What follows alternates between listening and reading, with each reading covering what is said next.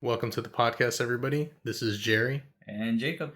and we are two unrelated brothers. Still guys. Yeah, we've been having issues with this new mic. I don't know if y'all can tell, but we're actually in the same. We're in the same room. We're in person. Yes, Nice. Yeah, it's been a really, really long time. Unfortunately, just due to busy schedules and everything. But I'm really excited about this episode. It's been a long time coming. Oh yeah. Yeah. Almost 10 years in a way. Yeah, almost 10 years. So what episode are we gonna be doing today? Well, we're gonna be finally finishing off the Max Payne series with Max Payne 3. I know, yeah, this is the one I think we both have been looking forward to since this is I think probably the first game we played to completion in the series.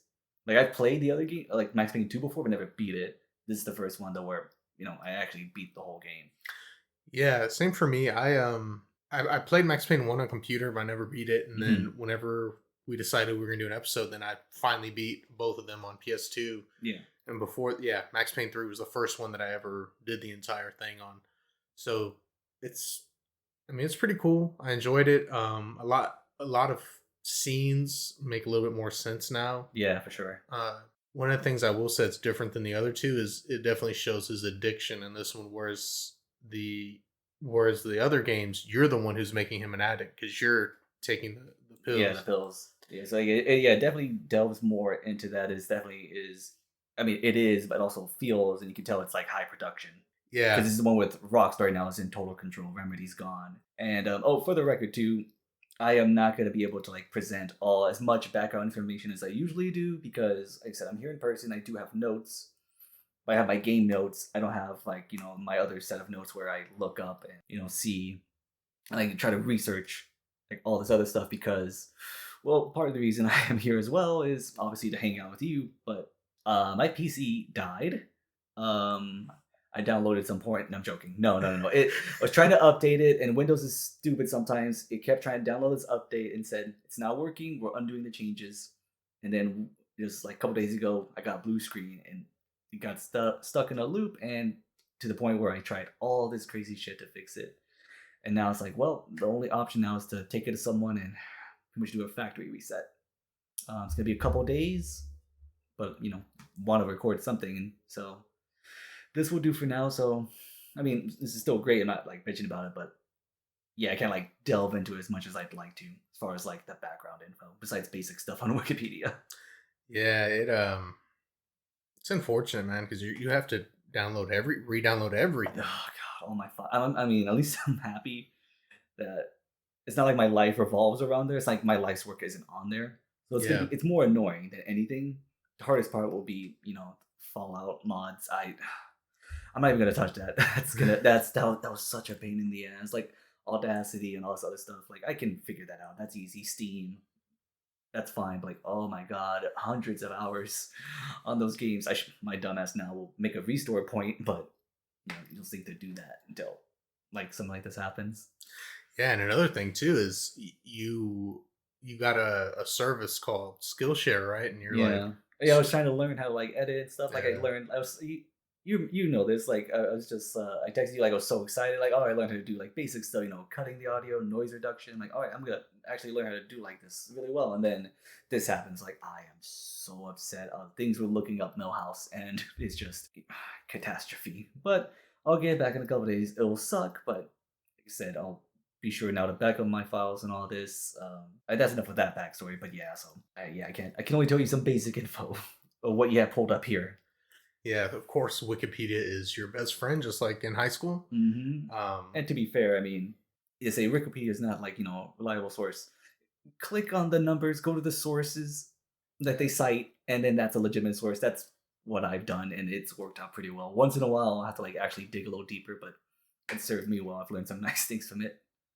Yeah, it's very helpful. Yeah, so if you need research and you have people who say like can't use Wikipedia, go to the sources that they used and just go there, and that's fine.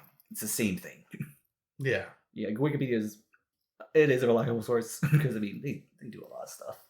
There's so much. Yeah, you can edit it, but they usually fix that shit quick. Yeah, they do for the most part. And so one thing about the game that we didn't really get to or that we didn't play this time around Mhm. was the multiplayer, right? No, yeah, I forgot there was a multiplayer. Yeah. So I remember when it first came out, we did play it. We weren't too good at it. It wasn't. I mean, it wasn't that good either. Yeah, I mean, it was. It was fun in low, like in bursts. I feel like part of it too was just the controls on the PS3 were so loose, Hmm. where it's on PC, like as you saw, because you played it on PC this time Yeah, around too. Well, you played it on both, right? I was gonna say yeah. Both of us played on PS3, and then then I beat on PS3 and thought, oh, I have it on PC. Oh, let me try it out. Night and day. It's obviously way better. Yeah, Excuse me, on the PC. I guess we'll get to that near the end, but yeah, it's a whole different experience on the PC. yeah, it's really slick actually. I played a level or two, but I played a majority of it on PS3 just because I could sit down or lay down and play the Hmm. game. No, yeah, I mean, like I said, it runs better with PC and it definitely controls better. But I mean, man, it's just hard to top just sitting on a couch and playing. That's just a Yeah. good feeling. Not only that, I mean, it kind of sucked. You had to download the Rockstar installer. Oh God. Yeah, there's just installers for everything now. EA, Rockstar, even Yeah, Gearbox. you shouldn't need an internet connection to play a freaking single player game. It's Yeah, so dumb. it is pretty ridiculous. But Yeah, man, enough of that. Now, what do you think I'm done with that tangent? A little setup of why this is. so the game opens up. I guess we're gonna hit it story first, right? Or we'll kind of delve off in little Yeah, I bits. guess yeah. Since this one's gameplay is pretty straightforward, story definitely is the main crux of this game. And that was one of the biggest complaints as well because it was so linear. It seems like, at least in my experience, I couldn't play more than like 5, 6, maybe 10 minutes, and then Mhm. a cutscene would pop up. I was gonna say yeah. When I did the little research that I could before, one of the main complaints was yeah, it's way too linear and that it was hard to get like into the flow Yeah, of the game because like it's like I said it's fun. It's still even it being almost 10 years old. This was released what is it? Yeah, May 15th, 2012. Jeez, I don't yeah. think about that too much.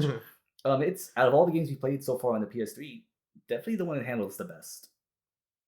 It's still not great, but I mean, it's not like the first Fear was just like, dear God, like how am I even doing this? Yeah, Like I had soft lock on, that definitely helped, but yeah. Soft lock was a godsend. but still, like I feel like it was still doable. Yeah, yeah. Even without that, it would Yeah, like just. yeah, like I noticed that too. Like we were saying, like you go a bit, and then like he starts kind of doing a slow walk, and you're like, oh, cutscene's coming up. And it's like Yeah, every so often, cool, but man, it happened like a lot, like each level too. yeah. It was. I wish they had like a mode to where it's just no cutscenes. You can just kind of cut through it and play the game. I think there is a mode like that. It's called like New York Minute or something. Yeah, that's like the arcade. Okay. Like after you beat the whole, I think after you beat the level, it's unlocked.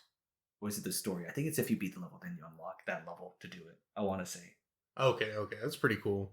Yeah, Hmm. I didn't really try that. Hmm. I guess I should have. Never was an arcade person really.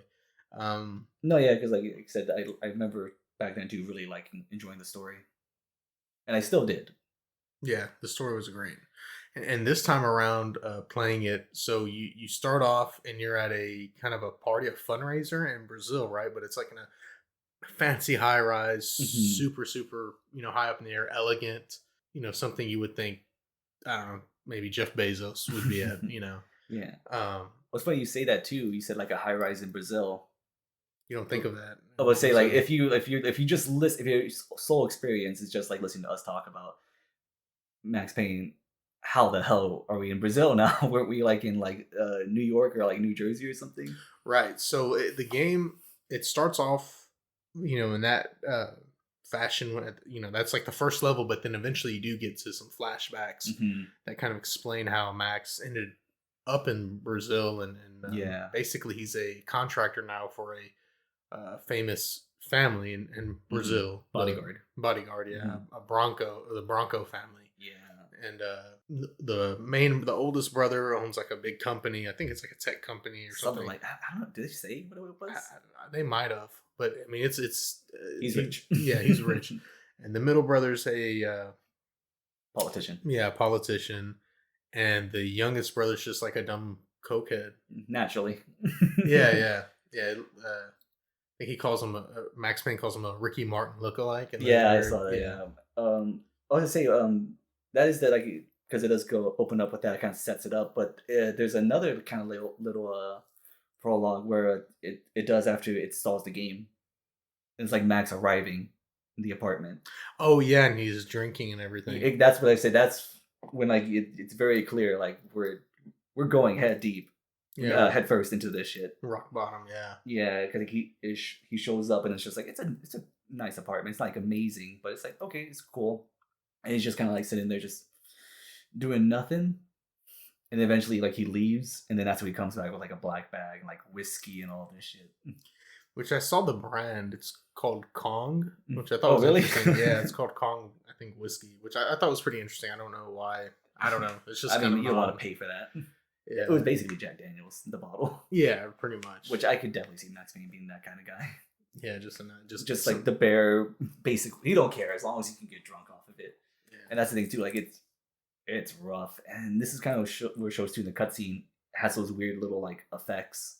It's almost like everything's going out of focus and blurry, kind of like maybe his perspective. Like when you get drunk, everything's just kind of it's just around you, but nothing's really in focus. Yeah, I like guess. it's flashing and all this and that, and part of that too is the painkillers because it shows him now abusing both of those at the same time, and I think they're prescription now too, so it's like confirmed like this is like heavy, opioids.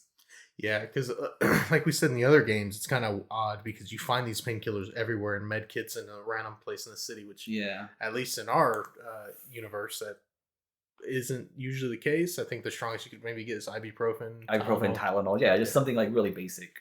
Yeah, Here you see like, oh, this is like like you just had surgery or something. Like you need like that good shit. yeah. It's like stuff I had Oh yeah, for my surgery, and I was like, and they said like, don't drink alcohol. You're like, it's gonna mess you up. It's gonna kill your liver. yeah, yeah. Oof. Yeah, so it said that opened with that, and like I said, it's very sad. It's it's not a good time. This guy is still not over what happened. I mean, how could you really ever? Yeah, it was. There was a nice little thing too. There was a moment because like he's drinking, he's obviously getting angry. He's going through the angry drunk phase, and like he throws what I assume to be like a picture of his family against the wall, and then it comes like emotionally starts crying and stuff. And it's with the photo out of the frame. It's a very small thing, but I liked it a lot. Where he has it, like he puts it on the coffee table, and he just kind of like pats it before he like leaves. And it doesn't really matter, but I thought like, oh, okay, it's a nice little character thing. And we talked about this earlier. This movie really has like a Man on Fire vibes with Denzel Washington. Like those. Yes, I think they even had kind of similar effects. The cutscenes, yeah, 100% like that. I want to say too, even like they chose like I don't want to say random, like they chose certain words to like have like on the screen. Yeah, to really emphasize the. I guess that specific point of dialogue. Yeah, because sometimes it's like okay, that's important. Other times it's just kind of like random, like oh, we just kind of need to do it. Yeah, it was very weird. I guess it's gone or the comic book panels. Now it's like straight up game cutscene. Yeah, which I appreciate. I mean, especially now with Rockstar doing it, they definitely had the manpower and the technology to really get everything going. Even they had the physics engine, I believe, that Grand Theft Auto 4 used, the natural motion, which is definitely showed off during the game. Whenever you shoot somebody and they kind of like, yeah, they man, the physics are wild. Yes. Okay, we'll get to that in a little bit too. But oh no, yeah, I mean, for what this game's vibe was, yeah, the comic book panels would not have worked for it. Like if you preferred it, I get it, 100%. But because I kind of prefer it, but it would not have worked for this specific game. I think the way they did it, it was best that way. Yeah, and like you said, it's Rockstar now. They could afford it, which I did see though. You think you can guess what the budget was for this game? 100 million. Pretty close, yeah. Basically, it was 105 million. Damn, which is pretty fucking crazy to think. I really wouldn't have thought that. I don't know if that's including marketing, but I think just pure development is 105 million. Okay, so and it's saying here on Wikipedia that the first week it sold approximately 3 million units. Nice. Yeah, so I think that's kind of small fish. I mean, for that big of a budget, yeah. Yeah. Because I think it needed 4 million copies just to cover the development. And again, that's not including marketing, which it had a decent marketing campaign. Now, but this is the first week. So, but I mean, games like, for instance, Grand Theft Auto, I mean, that first week totally covered the cost of everything. Yeah. which I mean, since both are owned by Rockstar, I mean, it's like I don't know. Just I wish it would have done better. I don't want to say I want more Max Payne, but at least more of that kind of style, I I guess. get you. It was funny too seeing this. I saw a lot of GTA 5 in this as well, Yeah, which makes sense because it came out like a year later. yeah. It was real slick. I mean, like even for instance, his bald head, like Hmm. the graphics of the actual character models were really really great. Yeah, it's aged pretty well. Like obviously you can tell it's a PS3 game, but it looks really good. The hair is decent, which the hair is always real. Even nowadays, it's really tough to get that right. Yeah, yeah. In fact, I think Nvidia has like that hair works kind of Hmm. shit, so to kind of get it right, and even then, it's like The Witcher, the hair looks good, but it's not like It glitches out so much, especially since it's like he has long hair. yeah, So luckily with Max, it's just kind of like the typical like kind of slick back yeah. kind of deal. But on top of that, this game it was actually it received a bunch of nominations, and it won. I mean, it won a bunch of them. It won a bunch of nominations. Hmm. So and it had a high like positive reaction from critics, uh, just due to the attention to detail, the atmosphere. Which I mean, Hmm. the atmosphere was. I mean, even when it doesn't matter if you're going through a high like a penthouse, or as we'll discuss later, a favela. The Or atmosphere, cemetery. or yeah, or cemetery. The atmosphere was real. It really puts you in there. Hmm. In my opinion, I've never been in a favela or in a penthouse, so but from what I thought it would be, it was like that. It put me there. Yeah, I feel like if you played the game, you probably enjoyed it, and if you're like a critic, then it's like okay, like this is fan or critic. I feel like you enjoy it, except for like I guess if you're super hardcore about the first two, like specifically their style, and then you jump to the third one, then I can see you not being like a huge fan of it. Um, and I will say too, having played the first two games Mhm. and then this change in tone is jarring. I will say that, even though I knew what was gonna happen and I have memories of it, going from that to that was like, wow, this is like insane. Because this had like I mean, I think some people may know a person that's like this. Hmm. An alcoholic down on their luck. Hmm. Somebody who abuses drugs or is addicted to something. I mean, it really had that. I guess a realistic touch as far as I mean, besides Max Payne being a one man army, but as far as the Yeah, addiction part of it, it was very uh, a good time. grounded. It was grounded, and it was. I mean, Yeah. it was depressing. Yeah, which is the point of it, and yeah, I will say too, it's good that it does it. At no point either does it kind of like glorify this either. Like this is like clearly being shown like this sucks. Not like oh he's a badass for doing this in spite. Like he's doing all these cool things in spite of it and nothing like that. It's like who knows like how good he actually could be doing if he just kind of got his shit together. Yeah, very. Because like they commented multiple times too, like on the job, like have you been drinking? He's like, yep. I'm just like, He doesn't jeez. even hide it. Yeah, Yeah, it's like just like this is happening. You know what I'm about. yeah, and so I want to circle back to that later. Okay. But so because it's odd, but we'll circle back to it later. Yeah, it kind of went off there a bit. But so he's at this party, and these guys they seem like just I guess your normal thugs. They have I guess your normal kind of weapons, nothing too crazy. Like they're not walking around with M4s. They're walking around with like pump action shotguns, Uzis, and like Berettas. So I say, for the lack of a better word, like a Brazilian street gang. Yeah, I'm not trying to be, what's called insensitive or nothing. But if you were to see this, you would go like, okay, it's there's plenty of videos. Yeah, yeah, maybe uh, not like common, but like the higher ups. But it's a street gang. yeah. They'll have balaclavas on, Mhm. and they come and they take Rodrigo Bronco. They try to take the wife, His but trophy Max, wife. yes, because he has a trophy wife, Fabiana, Hmm. who was from the slums of Brazil, if I'm not mistaken. I Eh, want to say so. Yeah, I don't know the yeah, cities, but definitely Brazil. and very much a trophy wife. Hangs out with the younger brother. It doesn't insinuate that she's a cokehead, but it does. It shows that she does like to party. Yeah. And she is living up that life. And you can see there's not really too much intimacy. Like they don't share any close moments throughout the game. Hmm. I mean, she gets taken pretty early on, but even in those moments, it is shown with Rodrigo. Uh, there's just no intimacy. You can see they both clearly know what's going on. Yeah. She knows she's a trophy wife, and he knows Yeah. she's not with him for his looks. Yeah. And He even says that I think later on. yes, very much so.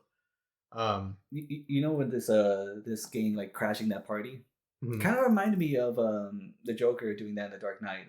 I mean, totally different vibes. Like the kind of the way it opens up, like him just them arriving, like just breaking shit up, Yeah, kind of I like could that. definitely see a similarity because it is like this swanky party, and all of a sudden, these people who are not meant to be there, these people, Hmm. these socialites, uh, they they live this way in this ultra extravagance and feign the idea that they're helping the, I guess the people that are in extreme poverty. Yeah, Meanwhile, they're just having fun. They pretend like they're helping these people, but they're really not doing yeah. much. Like oh man, like I say, like all of this, like we kind of touched up now. Like this is like how the game opens. Like this house party, this like high rise apartment, boat building, whatever. It gets crashed. There's so much that is said here though that like turns out to be very. I mean, because it has so much to set up. Hmm. Like Max is like I said, introduce the characters, the family, the trophy wife, his partner, Raul Pasos. All right. And like kind of what you're saying, comments on the whole situation, like these guys like basically word for word almost what you said, like, they're living it up here uh in this luxury ass like apartment, but like you look over down on the edge and it's like you see the slums, you see the favelas. And Yeah. it's like that's like that in real life too, like you I mean think about when they had the World Cup there, like ooh, look at this part, it's all nice and sweet. Don't go 2 blocks that way though, because it's just it's terrible. Yeah. Yeah. And then I mean, the pool water and all that, the Zika outbreak. I mean, yeah. I mean, it's just a crazy, striking juxtaposition. You have this high rise, and then you look right over the glass, and you see a fuck ton of just poverty and Hmm. shanty towns, kind of. I mean, yeah, again, for lack of a better word. I mean, yeah. I mean, But it is, yeah. And like you said too, he comments on it like, hey, like his job is basically don't let the poor people touch them. And that's horrible, but like that is essentially what he is getting paid for. yeah. And that's not him saying out of hatred, it's like this is the job description. Yeah. Uh, but so they do take Rodrigo, and you kind of have to fight your way through this through this army of, I guess, Hmm. of gang members or whatever, and he sees that they're trying to take the wife hostage, and he does this really badass move, Yeah. jumps over like a kind of an awning or whatever, slides down and shoots this guy in the head, Yeah. and falls into like a pool. So he gets the wife. The wife's like, oh, Yeah, but she's all good. fucked up. Yeah, but she's good. And then he's like, okay, where's Rodrigo? Okay, he disappeared. Let's go get him. So Passos, you don't really see him too much. Hmm. You assume he's kind of doing his own thing Right. because the cops come in, which one of the cops is already there. One of the heads of the UFE, which is like the I guess like kind their of special forces. like their gang unit essentially. Yeah. And so he's already there. So I mean, he kind of calls people. But they seem like they arrive just a tad too late, Hmm. because Max Payne fights his way through.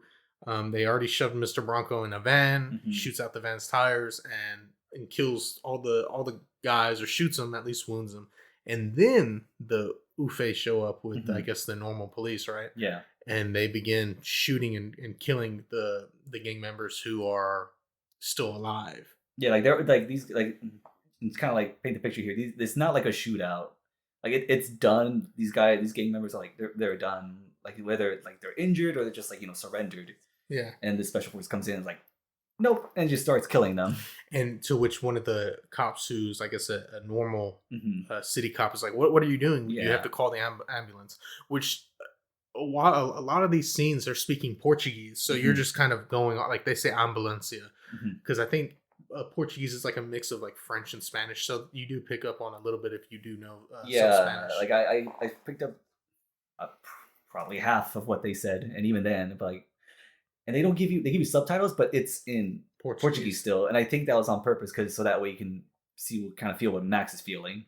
yeah. Like you can kind of get the gist of what's going on, but you don't know exactly what's happening. You're having to use body position. You're having to use body language. You're having to use tone of voice, Hmm. and situational kind of what's going on to kind of figure out what they may or may not be saying, which is kind of cool because I have a feeling I don't speak Portuguese, Mhm. but I have a feeling the whole plot was unraveled way before we knew anything, and it was Probably. said right in front of us, but you just had no idea unless you spoke Portuguese. So Mhm. I would really like to hear from somebody who speaks Portuguese, and Like if they kind of like figured out like, yeah, this was and happening. they had a little Easter egg because they knew, and Yeah. I haven't been able to find it on YouTube, but I would love to. See some kind of translation. Yeah, That would be cool. I am interested in that. Like I said, you can kind of get the vibe of it. You know like who the players are, who might be bad, who might be good later down the line. But unless you speak the language, it's just educated guesses. pretty much. And at the end of this, like it's all good. Like they even comment to like, oh, the good guys won, we're fine. It does this kind of little cutaway thing. It focuses on Marcelo, the youngest one, and he kind of looks mildly upset, like his arms crossed, kind of like kicking the ground a bit. Yeah. And it's a quick little thing, but I think it's kind of to infer to like he might have been involved in this because it's real quick and it's not like super obvious, but like, he's kind of like away from the other people, like being happy that they're reunited. Yeah, I see. I didn't even notice that. I'm Mm-hmm. glad you said something about that. Um, so that happens, and then it breaks to another kind of the next level. Mm-hmm. It's kind of like this elegant night. Well, I wouldn't say elegant, but it's like a rowdy nightclub, like something we just watched, like not Max John Payne. Wick. John Wick. There we go. And John Wick one, that nightclub scene, something like that, but it's in Brazil. Yeah, and a quick thing too, like I guess in its loading, this is how the game loads. It cuts back to Max in his apartment, Hmm. like after the fact. And you think too, like everyone's like, oh, we're good, we're just celebrating stuff, and he's just again alone in his apartment drinking. I think he pukes in this one too. Yeah, in the sink or something. Like Yeah. it's just yeah, and just like don't, just like oh, and with that I was ready for bed. He's a lot more. He's always had a good sense of humor, very dry sense of humor in previous games. It's a lot more on display in this game. He's a lot Yeah. more witty. Yeah, he does have a lot of like one liners, kind of There's, just. it was, we had to look up because we did it for the second one. We had to look up like all the one-liners in this one because he had a ton. Yeah, he Like did. like to kind of jump back to the first one when he was describing Victor, the Hmm. politician brother. He was saying first thing he said about him was this guy was slicker than an oil spill on an iceberg and just as toxic. Like that's good. That's great. Yeah, and it really gives you a good idea of what this guy may be like. Politician. Yeah, yeah, pretty That's all you much. got. That's all you need. And Oh yeah, sorry. Like, yeah, cuts there no, again to kind of like just further really drive in.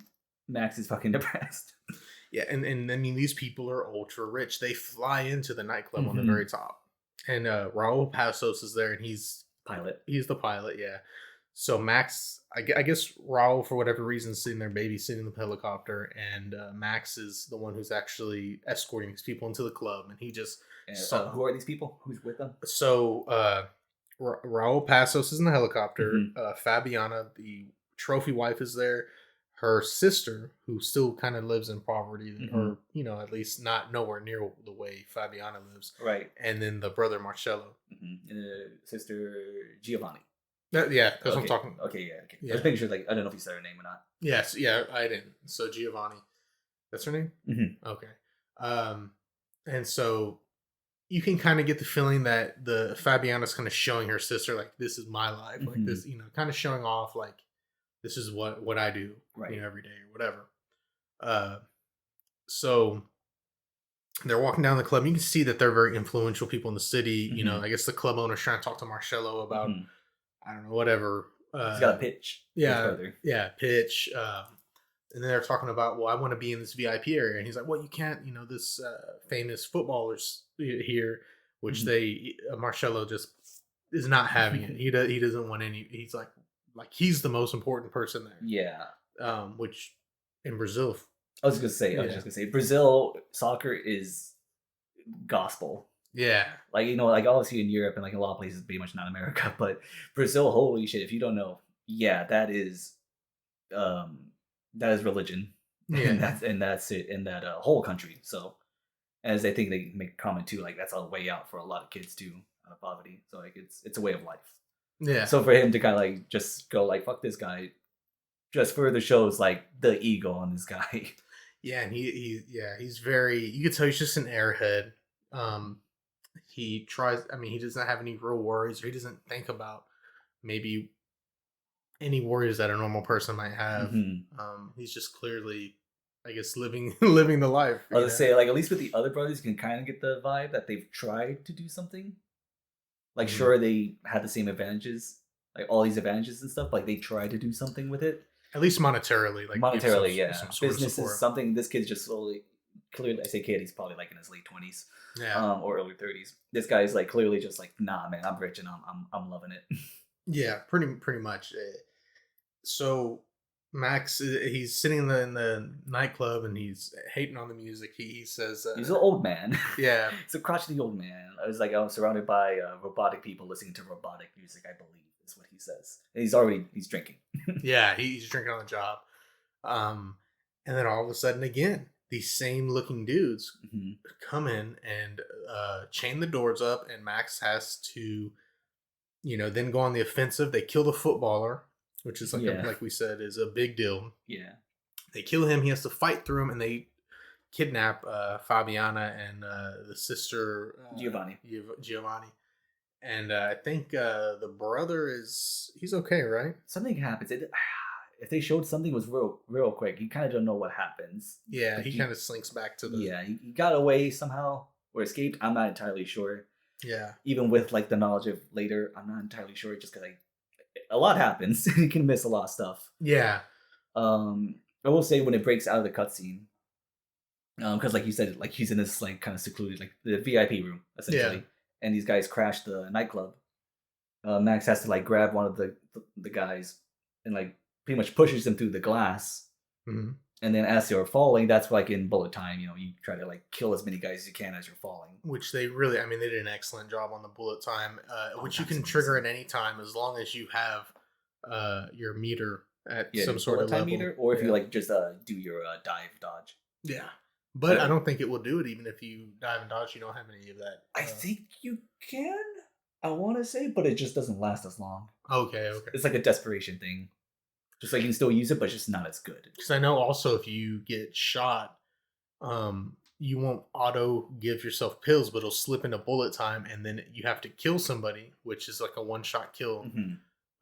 Even if you shoot them in the leg or something, Yeah. and if you do that, then you get the pills. But if you don't, Hmm. then you die. Yeah, like so. Let's say like you have like 4 or 5 painkillers, which is just like the previous games. That's your Mhm. health packs. As long as you have one, like, and if you don't, you forget or you just think I'll be fine, and you get shot, and like it should be death. If you have a painkiller, that's like you said, it'll go in bullet time. You have to like kill someone, so it's kind of like Last Stand, like kill someone right now, and then you'll be good. And if you don't, then you'll die. Right. Which yeah, I do like the mechanic a lot because, boy oh boy, especially in the later levels, that is very necessary. Yes. And so then the next portion, uh, you're trying to get the sisters Hmm. back, Giovanni, and you end up going onto the rooftops and fighting your way through these guys, and you see that she's being chased by these bad guys. Hmm. It looks like Fabiano is already taken, Yeah. and there's this odd sequence where in the middle of this nightclub, there's a fucking cop from the Midwest there, like a Oh fat white guy, yeah. just a fat old white guy, and it's like, what are you doing in this hip nightclub in Brazil? It Yeah. makes no sense. And he's just kind of this happy-go-lucky guy, and Hmm. it's really striking to Max because he sees this guy who retired. He's a cop, but he's happy. Hmm. And he even says too, like a happy retired cop, give me a break. Yeah, Like I know that kind of came out of nowhere, like describing it, but also like in the game, that's exactly how we felt too. Like because he's just like hiding in a bathroom stall, yeah, and you that's part of the game where like you're looking for like a golden gun part, like a collectible something. You go in there, you're like, what the fuck is this? yeah. It's like, yeah, he's like, I've already done my time. I'm not gonna pretend to be hero. It's all Yeah. you. So yeah, that was just odd, but it breaks away, and I guess like a tension breaker maybe. yeah, yeah. I mean, just something odd. I mean, he shows up later in the game too. It's kind of like Yeah, a joke character, yeah, yeah. Very kind of much like so. yeah, leave the tension. It's almost like Max Payne in an alternate universe. Could be. Something about that. That's sad. Yeah, Not but him living that life. The fact that that could be possible for him. yeah. Sad. Uh, so he fights his way to the roof, Yeah. kills all these bad guys, gets to Giovanni, and they hop in the helicopter. Hmm. Well, Raul Passos is like, okay, now we need to get Fabiana. Hmm. So Max does one of the most badass things. Gets like a M14 and is like shooting, guys off the roof. They're trying to hit him with the helicopter, and he's shooting out the side of the helicopter. Yeah, Well, the helicopter has to kind of pitch, to the left. to like avoid a RPG. Yeah, and so he shoots down the RPG, and then he falls, and he's hanging off of the bottom rails of the helicopter that they use to like land. He's hanging Hmm. off of that, and he's trying to shoot him with a, I think, It's a pistol, I think, yeah, in and that so sequence. yeah, so you get that, you kill him, and then you land, and then that's when you start looking for Fabiana. Yeah, and then in part of this too, whenever he finally gets Giovanni, that's what he finds out too. Like, oh, Giovanni and Raul are an item Yeah, yeah, because he says like, oh, my vice, my weakness is the drink. Passos is the girl, the sister, yeah, which does come into play later on as well too. Again, same thing. They even comment like when they're all like reunited, like with Marcello and all. Then he says like, oh, they grabbed the girls, and then all of a sudden, and then apparently he got away. Just a quick thing too, like I don't know how, but hey, here he is. yeah, and he's like, it's just so odd because he's like this dumb. He's just like a dumb fuck, Like how basically. did like you just I guess at the time too, I probably know where this is going, but like at the time you just think like fucking dumb luck, it just happens. Some people just have all the luck. Yeah, um, but the sister, she ends up, she gets taken, right? Yeah, Fabiana the trophy wife. Fabiana's the trophy wife. Giovanni's the sister. You get Giovanni, they have taken Fabiana, and then it goes into Max and Raul Yeah, going to like the Bronco headquarters, getting like a little team meeting essentially. They're going like, all right, what's the game plan? I think Max is the one who suggests, hey, let's just do a hostage exchange. Give them whatever they want, and we'll get her. And they do this at the soccer stadium in Brazil, in São yeah, Paulo. São Paulo. I think that's the word. I think it's the San city. Paulo. There you go. So yeah, so they end up doing that, and obviously the Bronco, the head is a lot more pissed that they didn't save Fabiana and they saved the sister Right. because that's Obviously. yeah. Um. So yeah, it's the Commando Sombra. We keep on saying it's a gang, but that's the official name. It's the Commando Sombra. Uh, and so If I'm not mistaken, would that be like the Dark Command, the the Shadow Commanders? Again, it's Portuguese, so yeah, but it's close. That's close to Spanish. That's kind of what I think it is. and there's the thing is those there's different factions we haven't really gotten into yet, Yeah. but it's about to come into play. So they get ambushed. Max is shot in the arm. Him and Raul have to fight their way through these guys. Max is fucked up until he finally finds some painkillers. And there's also a little secret Easter egg in this part where Yeah. you turn on the TV. Oh my And god. yeah, and there's like a novella going on, and this lady's giving birth on a table, like in this nice place, and the baby pops out. It's like a demon baby. Yeah. And then like I think That was really weird. yeah, it was just an odd little. Well, I guess that's their like lords and ladies and address unknown from the previous games. Yeah, Which I guess it works there better because the game's just that those games are like wacky, and here it's like that is wacky. And it's not like on its own, it's not like bad, but it's just such stark contrast to what's happening. It's like it kind of takes you out of it, but not in a good way. yeah, it was like oh fuck. Like it's like I didn't hate it. It was just like that's weird. That doesn't. I feel like that doesn't belong here in the same universe. Yeah, it was just, but I think it was supposed to, right? I think Like I that said, that I was the think that whole was the purpose. point. Yeah, but again, it's just so vastly different, Yeah, because that was the point of Lords and Ladies and Address Unknown. Not only that, I think like in a weird way, it's like supposed to like play parallel to kind of what's going on in the game. yeah, yeah. And here, this is like I don't think it has anything to do with what's going on in the game. You do see some new stuff though, and that kind of is cool. Like because they'll comment like on like what's happening in game, like the news reports. Oh yeah, yeah, yeah. So that part I do like. That was The cool. other stuff is like a little too wacky for my taste for these games. For this game, I should say. Yeah, and I think that was just Rockstar kind of doing their. That screamed GTA 5 like their parody shows. For Is sure. what that was. And so they get through that and they continue fighting, and then the what is it, the Commando Sombra are then ambushed. So the people who ambushed Max Payne, which I mean it was supposed to be like a peaceful handoff, Yeah. but they did an ambush instead. But those guys are then ambushed by the Crotcha Preto, which is like Like a paramilitary group, I think. yeah, and I mean, so these guys are kitted out with, flak jackets and actual military grade weapons, Hmm. and they're a lot better trained, I assume. Yeah, because the way this happens, like they meet up, they land in the middle of the stadium soccer field in the helicopter. They have the money, and these guys don't have Fabiana. When they meet up, and then that's when like they're trying to do the exchange, and that's when you see red lasers, and they get shot. That's when Max gets shot by a fucking sniper rifle. Okay, so that was the Crotcha Preto who were ambushing both of them, Yes, right? but we don't know this at the time, Yeah, yeah. So yeah, so we're just like, what the fuck's happening? yeah, it's pretty crazy, and you also see a continuation in the outside world because you see a kind of a little thing for the footballer who was killed. Yeah, it's like a memorial. Yeah, it's like a memorial for Mhm. him, which was kind of interesting to see that there's like some kind of continuity. I appreciate that. Yeah. I really appreciate that. um, as far as like yeah, I guess progress in the story, not a lot happens there aside from the fact, like kind of what you said, like someone told this group that this was happening Yeah. because only the family knew, really. So I think at that point, I didn't You- realize this back then, but at that point, you should kind of realize, okay, so there's an insider, someone's Yeah. giving it away. Like I said, it's so funny having played this the second time and already knowing like where the story's going. I don't know why that didn't click in my head. Like I just thought like, oh yeah, I guess someone did. It's like, yeah, no shit, Jacob. Of course someone did.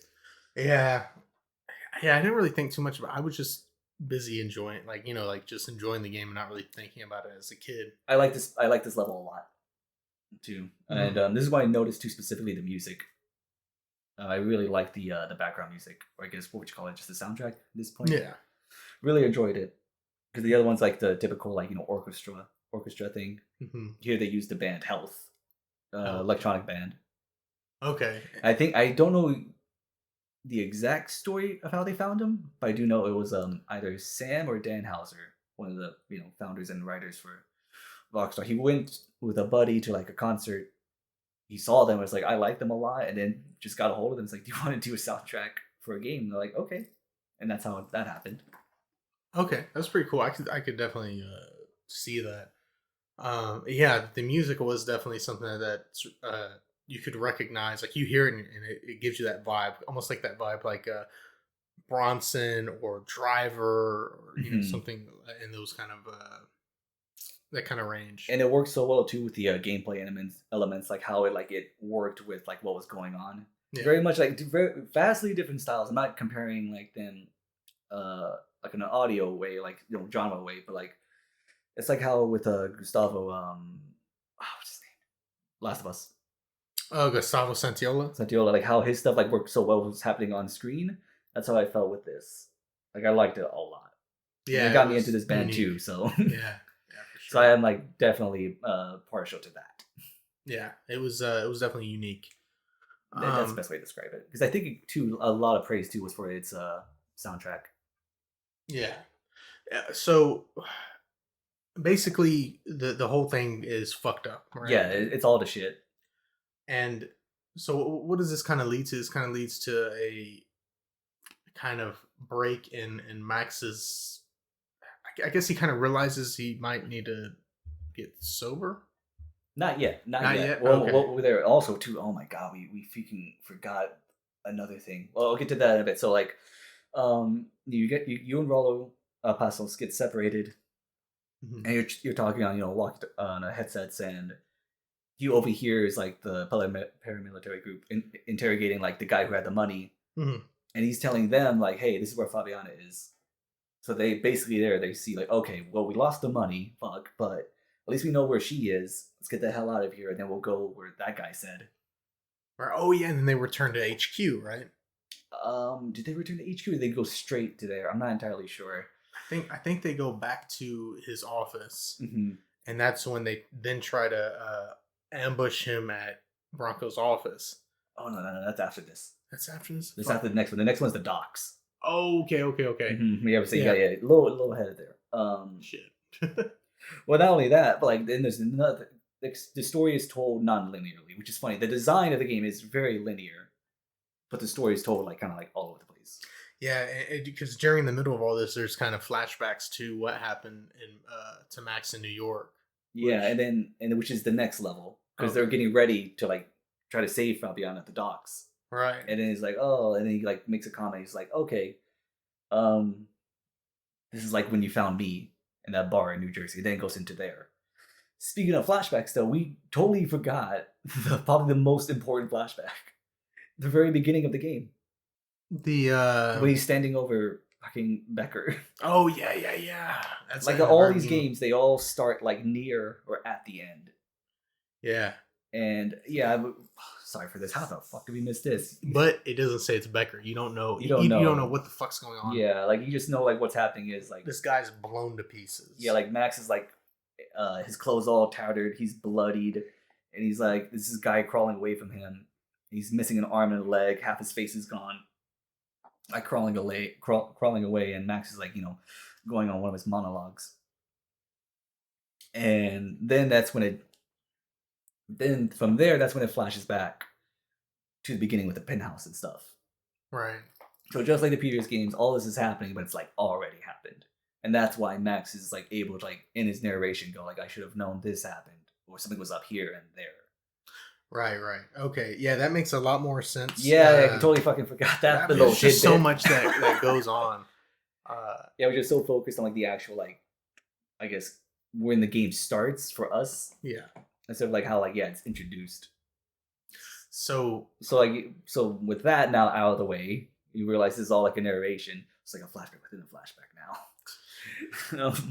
It goes back to when with Max like just sitting in the bar in New Jersey, Hoboken, I believe is the actual city, right. and just drinking as Being one drunk, does in yeah. a bar. I know it says like I've been there for a couple hours or a couple years depending on how you want to look at things. Yeah. And at this point, do those kids, those Italian kids are like mobster, like their dad or their dads are in the mob or whatever, right? Hmm. And they come in and they start giving Max Payne shit and even commenting about his wife Hmm. and everything. To which Max basically tells them to fuck off, Hmm. and he's not afraid of them at all. Yeah. And so they leave, and then Raul Passos comes in. Or they leave because of him. Oh, he has because He has a gun and like pretty much points it at him, like he tells him like fuck off. Okay. Because like they got a gun at Max, and Max is just because he probably wants to die at this point, so he does not give a shit. So Raul, Like he drives him away, yeah, and they're like, "Hey, we're gonna come back to fuck y'all up," And to give it like an idea of like these guys' vibe, Jersey Shore. exactly, just pretty much Jersey Shore. Like it's the boss's it's the mob boss's son with his two dingus friends. If you want to think of two, like maybe Jersey version of that Russian shithead from John Wick Yeah. and his crew. Like that, basically just Jersey. It's essentially the same thing. It really is. Um, so like you hate them immediately just for this moment they walk in. They're super loud, obnoxious. Yeah. Like we're fucking tough and like they can't do shit. um, and that's why Raul introduces himself. Says like, "Hey, we went to the academy." Yeah, We the were police like academy, police force yeah. and stuff. Yeah. And Max doesn't remember him. I guess we don't know like specifically why, but he's like, "Oh, that was a long time ago." And basically like, "Let me buy your drink." That is the way to Max Payne's heart. And Yeah. so they're just drinking, having a good time, and there's like a random chick there and just like partying it up with her too. And he's like, "Yeah, I like that guy. Like he was cool and this and that." And that's when the fucking Jersey boys show back up. Like you got something to say to me now? Like he's got a gun now, trying to be all tough. Raul, same thing, doesn't care. He's like, "Fuck off." Yeah. And he talks shit to like the girl. Is like, "What are you looking at, whore?" And she's like, not having that, like, "Fuck you, you little bitch!" Like just basically emasculating this man. Calling him an asshole and then a no dick asshole. It's just funny because I think if you look at his face, you can tell it's kind of getting to him. Yeah. And she just so she's coming at him and he just pistol whips her. Yeah, he's cold cocks her. And so that's what triggers Max to then take action. Mm-hmm. So he shoots this kid straight in the sternum. Mm-hmm. Yeah. To which he's dead. So that triggers all these other Italian dudes to then start firing, and they just get into a big firefight. The girl kind of slumps to the side somewhere. I think behind the bar, the bartender. So those guys are hiding. Him and Raul are then fighting past these guys. Um, and then you kind of make it through this intense firefight. I mean, you're going through rooftops of dilapidated buildings, Yeah, eventually back to Max's apartment with Raul. and it's a sad state of affairs as well in Yeah, there. he's living in like a slum kind of area. Bottles everywhere. It's just dirty. Yeah. Um, And I think this whole time too, this is when Raw was trying to when they first met at the bar, he's saying like, "Oh, I work security with high what's it called, high class clients and all this," kind of like trying to subtly recruit him. And then now in his apartment, it's like, "Why you live like this, man? You come with me. We can do all this work. You make a lot of money. And you can retire and relax." Because it's like you kill the mob boss's son, you're dead in this town. Like it's over. and does he kind of like disappear before the mob comes, or what exactly? So like they're in an apartment, like you said, he's trying to still sell him on this idea of like becoming a bodyguard for rich people. Yeah. Then the mob boss comes. They're on the third or fourth floor too. It's like just giving ideas. Like he's on street level. The mob boss like, "Matt, you killed my son. I'm gonna fucking kill you." All this and that. As you would do if your son was murdered. Even if they are a shithead. And this guy actually has. I mean, he has all these foot soldiers. I mean, yeah, like to he's back like it up. he's the king of this town essentially. Yeah. So you gotta escape his apartment building. Um, this is where it's a weird ass sequence happens too, where he's about to get jumped by one of these gangsters, and like one of his neighbors, who I assume it looks very much like a Vietnam veteran, Yeah. comes out from his room, saves Max Payne, and is blowing him away with a fucking shotgun. Yeah, it talks about the fire cleansing the soul. Like, you may be afraid of the fire, but don't be. It'll cleanse your soul and this and that. Like, just weird shit. This guy's gone. Yeah. And he has an old, like, tattered, U.S. Army uniform. It looks like Vietnam era. I would say, like, yeah, it's like a homeless Vietnam veteran, but he's, like, living in an apartment. Yeah. And so he then goes out there and blows himself up, suicide vest style. Yeah, like, he's, like, going through, like, another part of the building in the hallway. He's like, "Come to me, you sinners," and stuff. Like, "You'll be cleansed in fire." And it just, like, pulls, like yeah, kamikazes himself. Like, everything goes to shit. And then, did you go into his apartment? Yeah. After that? Yeah, like, you kind of see, like, basically, like... They've been planning for months or for a while. Yeah, what's this? The Unabomber kind of style going on in there? Yeah, it definitely looked nuts. All these newspaper clippings.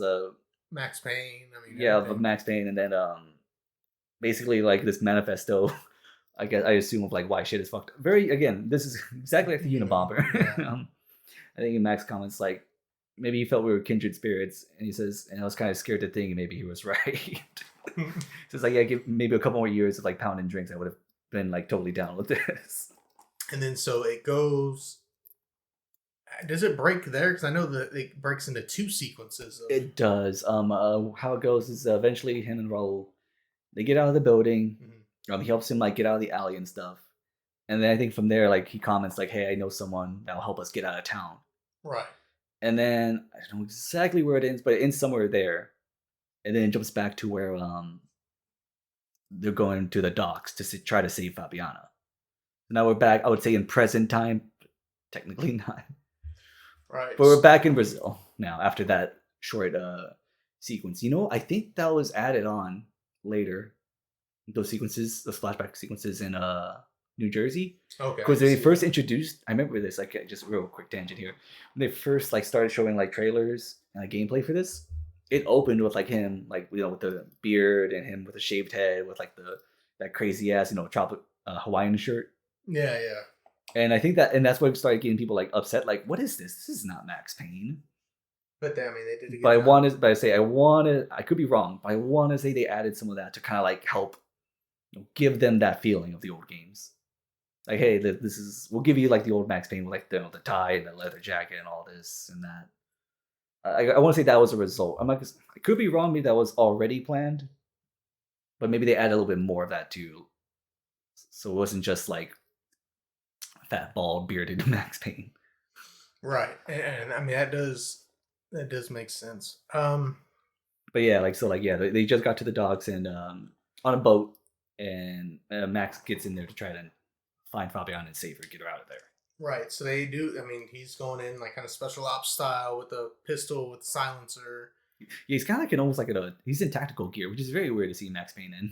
Yeah, it's understandable, but I'm just commenting. It's kind of a weird sight. It was very all right. So the tactical gear it kind of shows where we're going, like what the mood is of this mission, right? He's got the Yeah. silence pistol, Hmm. he's got the tactical gear on, and then you have to do a couple of moves that are kind of tactical because they're in the other games there really aren't any silent missions really, are there? Like where you No. have to be silenced. So there's one part where you have to shoot a wheel chock from under a vehicle Yeah. and get it to kind of kill, I guess the two, like it's gonna run over the two guys who are behind it. Yeah. You have to shoot out some lights and stuff, which was kind of odd, an odd feeling for the Max Payne series, I would say. Yeah. Um, so really, the whole purpose of this mission is we're trying to find Fabiana, Yeah. but at the end of the day, just to make a long story short, we don't. No, you don't. You get close. The main guy from the Commander Sombra. Oh, what's his name? He calls him by his name. The head dude. Serranos. Yeah, Serrano. Because they mentioned him in the files and stuff, like doing research for them. He like has her, and like they're getting away on a boat. He gets with Pasos, and from there it becomes like very action sequency, where like the health now is the boat, and you gotta like get all these other boats off with like a light machine gun. And he's going like ape shit, and then you're trying to like get closer and closer to Fabiana, while like shooting off RPGs and guys on docks. It reminded me of that one level from Call of Duty Black Ops. You know what I'm talking about, when they escaped the Vietnam prison? Oh yeah. Very similar to that. I'm not saying they copied it or nothing, but I'm saying like I was like, this seems really familiar for some reason. I think that's what it was. But yeah, like the boat, like there's just too much damage. Their boat stalls and they get away from Fabiana, so nothing happens. And then that's when they go back to like the headquarters of their boss, and to pretty much say like, yeah, shit went down. It's not good. um, and that's what he comments too. Like, like I know my wife isn't with me for like my body or nothing like that, just for money. But he still obviously want her back. It's like, well, Max is like, yeah, okay, yeah, I know, we'll get her back. Yeah. And then Raul and Marcelo and Victor leave to do something, and then that's when they see on the security cameras the paramilitary. And that's kind of when I really started to think something was going on because they just so happened to leave and then They get jumped, right? just in time for them to disappear. That's exactly what I was thinking too. Like, even the first time playing this, I think I remember that being like a turning point in my head, where it's like, that's fucking shady. That's fishy. Yeah, And it it was really was. odd. Spoiler alert, it was fishy. And so because of this, another kind of hint that somebody from the inside did this was they couldn't get the office to shut down the way it was supposed to. It was supposed to go in lockdown mode. Yeah. It was supposed to be armored windows and everything. So you have to take this IT guy, go with him through the office, and allow him to reset the office. Yeah, security lockdowns. Yeah. So he does that, and then you're shooting these heavily armed dudes. These what were their names? The Crotcha Prado. There you go. Let's say you remember the names better than me. So these guys are heavily armored. They're got nice shit on, whatever. This is the guys that jumped Max and Raul in the stadium. Right. So they're a paramilitary group. So you make it through, you reset it. The office gets in lockdown mode, and then you try to go back to see how Rodrigo's doing. Whenever you get back, you find he was shot execution style, back of the head, at his office. So it kind of gives a hint that either this person was maybe from far away, he didn't notice he came in, or it was somebody that he knew that shot him in the head. Yeah, got in there. So you're like, well, fuck, like my boss is dead now. Yeah, I love to like through this dumb luck. What's gonna happen next? Max should have died. But he was like obviously so upset that he feels like he failed his. I mean, he kind of did, but he's taking that very personally. That, he failed his boss. Like, his wife is gone, his boss is dead. He immediately goes into like his desk to take out booze in like a shot glass to like pour himself like, oh fuck, I'm not dealing with this right now, sober basically. Yeah. He drops the glass or the bottle, and as he's going to pick it up, he sees a fucking bomb underneath the desk. He's like, oh shit, I get the hell out of here. Like, the whole building was rigged to explode. Yeah, and that was just dumb. That was just dumb luck. He just said it too. Yeah, just Like the one time being an alcoholic saved him was through that, and like yeah, he wakes up, shit has gone down, like the whole building's falling apart. Like Because he does kind of pass out from the explosion, right? yeah, and then like when he wakes up, like yeah, everything's just coming apart. Like building, the windows are all gone, everything's on fire. You got like when you get up and you're walking, you're basically walking out like holding yourself up. Max is holding himself up because Yeah. he's fucked up. And so, long story short, you make it through that section, hmm and the whole building's on fire. There's hmm guys who are burnt to a crisp, and that's one thing that kind of surprised me. Was the game for the most part wasn't too graphic as far as like body parts coming off, but there Yeah. were some sequences where, like for instance, that Vietnam veteran blew up hmm with those people. You could see they're all cut to basically Yeah. butchered from the explosion, and then here the one of the guys that you see who was in the fire, his hmm legs missing, he's burnt up, half his face is burnt, Yeah. and that's where you kind of get some information about where they're actually holding Fabiana, right? Yeah, that and like they also said too, why did you kill Rodrigo? Mm-hmm. Rodrigo, he goes like, oh, we came here to kill you. Yeah. You fucked us over, and that's when he's like, okay, well that's fucking weird. Then who the hell killed Rodrigo? Yeah, so that kind of like throws a whole hmm wrench in the. It's so odd. Yeah, and then that's what like I guess like in shows Max's character just out of respect, I guess, like drags this guy out of the building so he doesn't like die from asphyxiation. Yeah. Like you didn't have to, you could have just killed him, left him there. So again, small little thing, but it says a lot about again the kind of man Max is. And so this is the part where then Max goes to his apartment. And is like, I got to get sober, and shaves his head, right? Yeah, so like here he pretty much has like I think as he calls it a midlife crisis, um, but in a positive way, I'd say at least. Because I guess he's realized like, dude, I've been drinking like all this whole time. Like, not saying it's the reason shit has gone down, but it hasn't helped. Certainly has not helped. I will say, drunk or not, like he has done more than I think anybody else. That's what I'm saying. Kind of crazy. He did all this drunk. Yeah, so maybe they would be okay. That's what I'm saying. Like, yeah. Yeah. He's like, nope. I'm done with it. I'm cutting out the bottle. And I guess like he says to like it's to disguise himself, but it's always like a symbolic thing when you shave your head as well to like start anew. Shaves his head. It's like, all right, well this is it now. This is my disguise. And then he goes straight into the favelas to It's a place called Esperanza. something like that. Yeah. So like where he heard that they were keeping Fabiana. So he's like he's going in there like into the shit. And it looks ridiculous. He's in this like that's when we said too. Like he's in this obnoxious Hawaiian shirt with like parrots on it and stuff. He's got sunglasses. Just I guess he says this dumb fat gringo in like this place where he fucking sticks out. Yeah, a place where he said dumb gringos are hated. Or it's like they're less popular than the clap. Yeah, yes. Good one. I was saying that's a great one too. So like he's trying to follow this kid around to like guide him. Mm-hmm. He's saying like, "Where's the girl? Where's the girl?" It's like, "Oh, I'll show you where the girls are." And it's like you kind of know he's gonna take you to a strip club. Yeah, I'm pretty sure it's kind of like a brothel. Oh, it is a brothel. Yeah. Oh god. Yeah. Some weird stuff that goes on there too. Yeah. He but I think before you actually get there, you get jumped by just random thugs. Yeah, and they take your watch, his sunglasses, and his gun. So Yeah. now he's like totally fucking naked, essentially, in this very dangerous place. And that's when he goes into the brothel. There's some weird shit going on in there, naturally. And then he meets the cop, right? Yeah, so the cop from the beginning, that was like The street cop. the street cop who was like, "Hey, you guys can't fucking like just kill these guys. They're done." He goes up to Max. Oh god, what's his name? Do you remember? No, I don't remember. I don't remember his name. Oh man. He's telling him like, hopefully it comes up later. He was telling Max like, "Hey, I've been doing some digging, and there's some weird shit happening with Victor and a bunch of other guys." Right.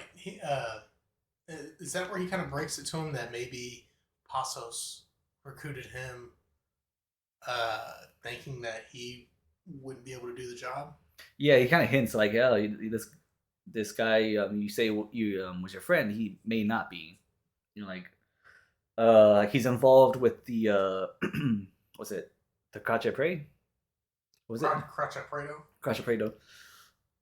Basically planting all these seeds like, hey, there's some shit going down, like within the family. It's not just these common thugs. or this like paramilitary group on their own that's doing this. There might be something from within. So the guy's name is Wilson De The Silva. Silver. Silver. Okay.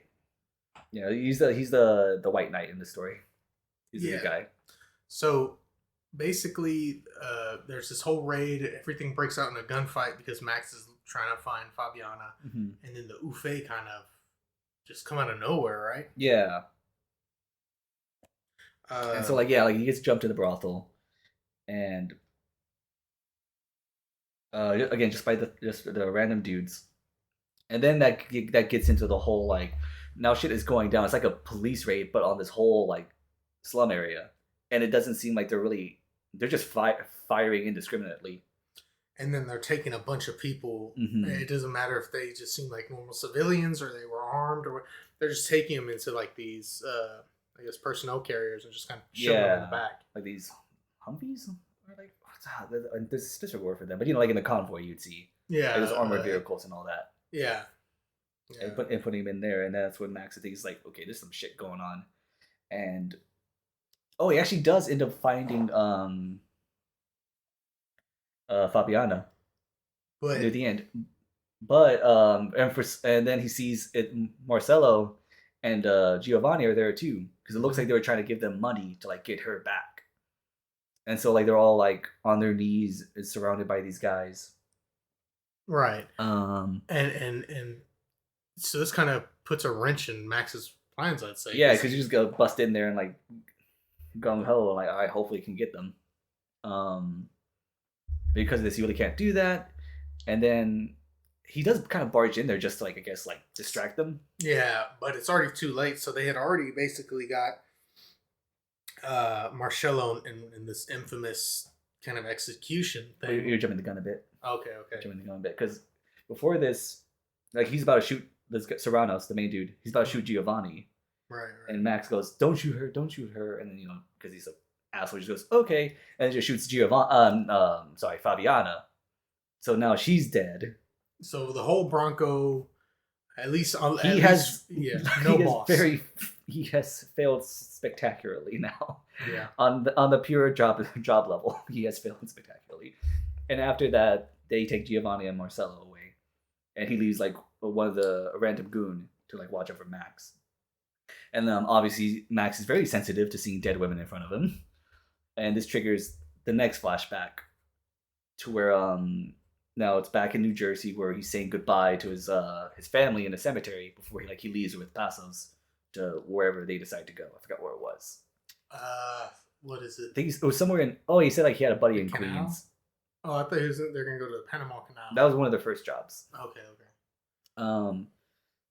So like I said, it's a flashback there, and he's saying goodbye to like it's one tombstone, his wife and their infant daughter, 6-month-old. Yeah, they gave the dates. I think Michelle Payne, his wife, was she 34, 35, something like that, mid to late 30s. Yeah. But then you see like his daughter, and you see like, oh god, it's like from February to August, 6 months. Like that's fucking. I mean, it's sad regardless, but not even a year. Like damn, it's rough. And then he comments too, like she's been dead longer than I've known her, and this and that. It's like again, it's like it gets a little more on the insides of Max. Yeah, and you were saying you think that's kind of what triggered a lot of maybe people from who had been fans of the game. The fact that he just kind of has this throwaway line about how his family's been dead longer. It just kind of seemed insensitive, I guess. Kind of out of character for Max. No, I don't think so. I think that was actually very much well in character.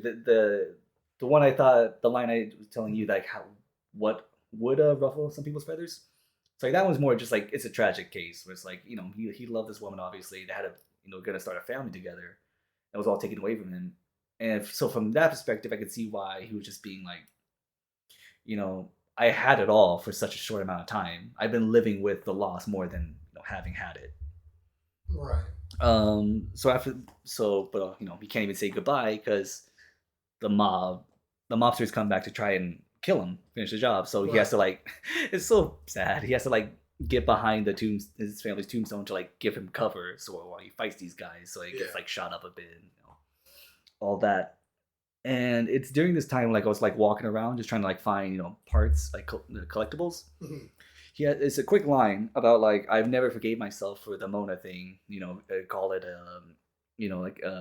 a spell of insanity or something. I just wasn't thinking straight. And that is the line. I'm like, I can see why that would upset some people. Yeah, because it Because definitely it's kind seemed of like more. them writing off the pretty much the second game. Yeah, That's the one that was like, I like the third game, I do. That's like, I don't like that though. I think that's like kind of like a slap in the face there. I could have just said like, I thought it helped, and it did in a way, but I just, I wasn't over it because I still had no family. mhm. Something along those lines where you acknowledge, yeah, it was crazy. Like it was obviously never gonna last. It was a flame of passion. Yeah, They're not gonna like get married and like have kids or nothing, right? It was just more of like I'm talking specifically about the second game. I feel like that was just more of like he is able to be vulnerable and like put himself out there. I think that's the point of the story. yeah, That he's like he can love again, even if it's like something like that. And so for like him to say that in this game, where like it was just a spell of insanity, it really didn't mean nothing. Like I think that's like that is what like kind of rubbed me the wrong way too. okay. Yeah, for me, the one that, because it seemed like he was just trying to justify him going to Brazil. Mm-hmm. Whenever he talked about his wife, Mm-hmm. it was just like, at this point she's been dead longer than I knew her, and blah blah. Mm-hmm. I just feel like that was him, like in his own head, trying to be like, it's okay to leave. Trying to. Definitely. But But I, did either of those things like kind of like on a personal level think like, oh, I don't like that, or like that's fine. yeah, that's I kind of like, because there are things like, are people that can, even if though you maybe know them for a short time, Mm-hmm. that can make a great impact in your life. Like, Right. I mean, totally different. But my dog, right? I only knew Yeah. him for 3 months, but when he died, I was like, Piece of you is gone. yeah, it fucked me up. Mm-hmm. I still think about him, and I had him for such a short time. Right. It's like 4 months is nothing in the grand scheme of things. Right. But he still had all these plans and things I wanted to see and do with him. So I assume he was with this woman for years, Mm-hmm. and not only that, it's not his dog. That's his wife that he Mm-hmm. started a family with. Yeah. So that is a big deal. Whether you were with her for 5 years or Mm-hmm. 20 years, that's like that's a big deal. And to just Mm-hmm. write it off as I knew her, I knew her for less time than she's been dead is like Okay. kind of. So you're like, you think it was more like in universe Max trying to justify it to himself, or like the writers kind of find like, hey, we have to like justify him leaving. So I think it was both. I think they used that to justify that. But that was also him in his own head, like, yeah. I need to get over this, Mm-hmm. and it's crazy because the whole game points towards the fact that he hasn't gotten over it, Right. because he's an alcoholic, he's a pill addict, Yeah. because of this Mona, and because of his wife, right? Mm-hmm. These two tragedies in his life have affected him in a great way. So that just shows that he's not over it. That, That's funny how like that part, like I guess because the way I interpreted it, which is him kind of going like, oh, like him just kind of speaking like just matter of factly, like this is like my life and it sucked, and then I took offense to the Mona part, whereas he was like the opposite. Yeah. No, I just think it's interesting. No, I didn't think of it like that. I could definitely see then, yeah, that could be an issue, especially with like, I mean, especially with involving his family. But like I said, I see that as him in his own head trying to be like, it's so I have to leave. There's no, I mean, she's been dead for so long. Yeah. I didn't even know this, this person for that long. And that was kind of okay. Yeah. Okay. I get that. Damn. What I like too is doing this level. So like it's very simple.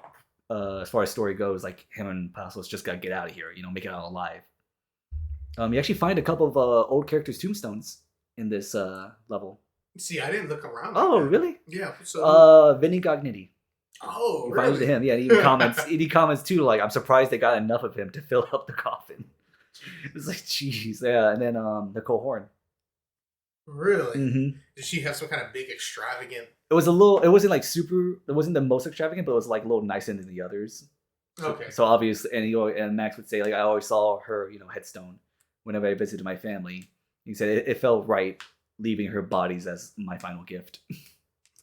So like, okay, good for you. And then the other one, I didn't get it in this playthrough, but I got it when it first came out. You get Winterson. Really? Mm-hmm. And see, that's another thing. Now that beat the game, whenever he comments on these people, I know who they Yeah, are. okay. Whereas the first time, I think I probably got one or two, Yeah. but it didn't mean anything to me. Who the fuck is Nicole Horn? Yeah. Who the fuck is Winterson? Now you know though. Yeah, now I know. Like, hey, and then even Vinny Gognitti, like he's such a. I mean, yeah, and he's there for a level in the first game, and then part of a level in the, or I'm sorry, level in the second game, and Yeah. part of a level in the first game. So he's like a very small character, but he was still influential, right? Like I remember, Yeah, that he's in a big dumb fucking yeah, suit. the Captain Baseball Bat Boy. Yeah. But yeah, but then, and again, it's one of those things too where like it's so funny where I felt like that line about Mona was kind of like a slap in the face for the second game. Those were kind of like, hey, we want to keep up this continuity in the world with the second game too. It was very weird having those like right next to each other.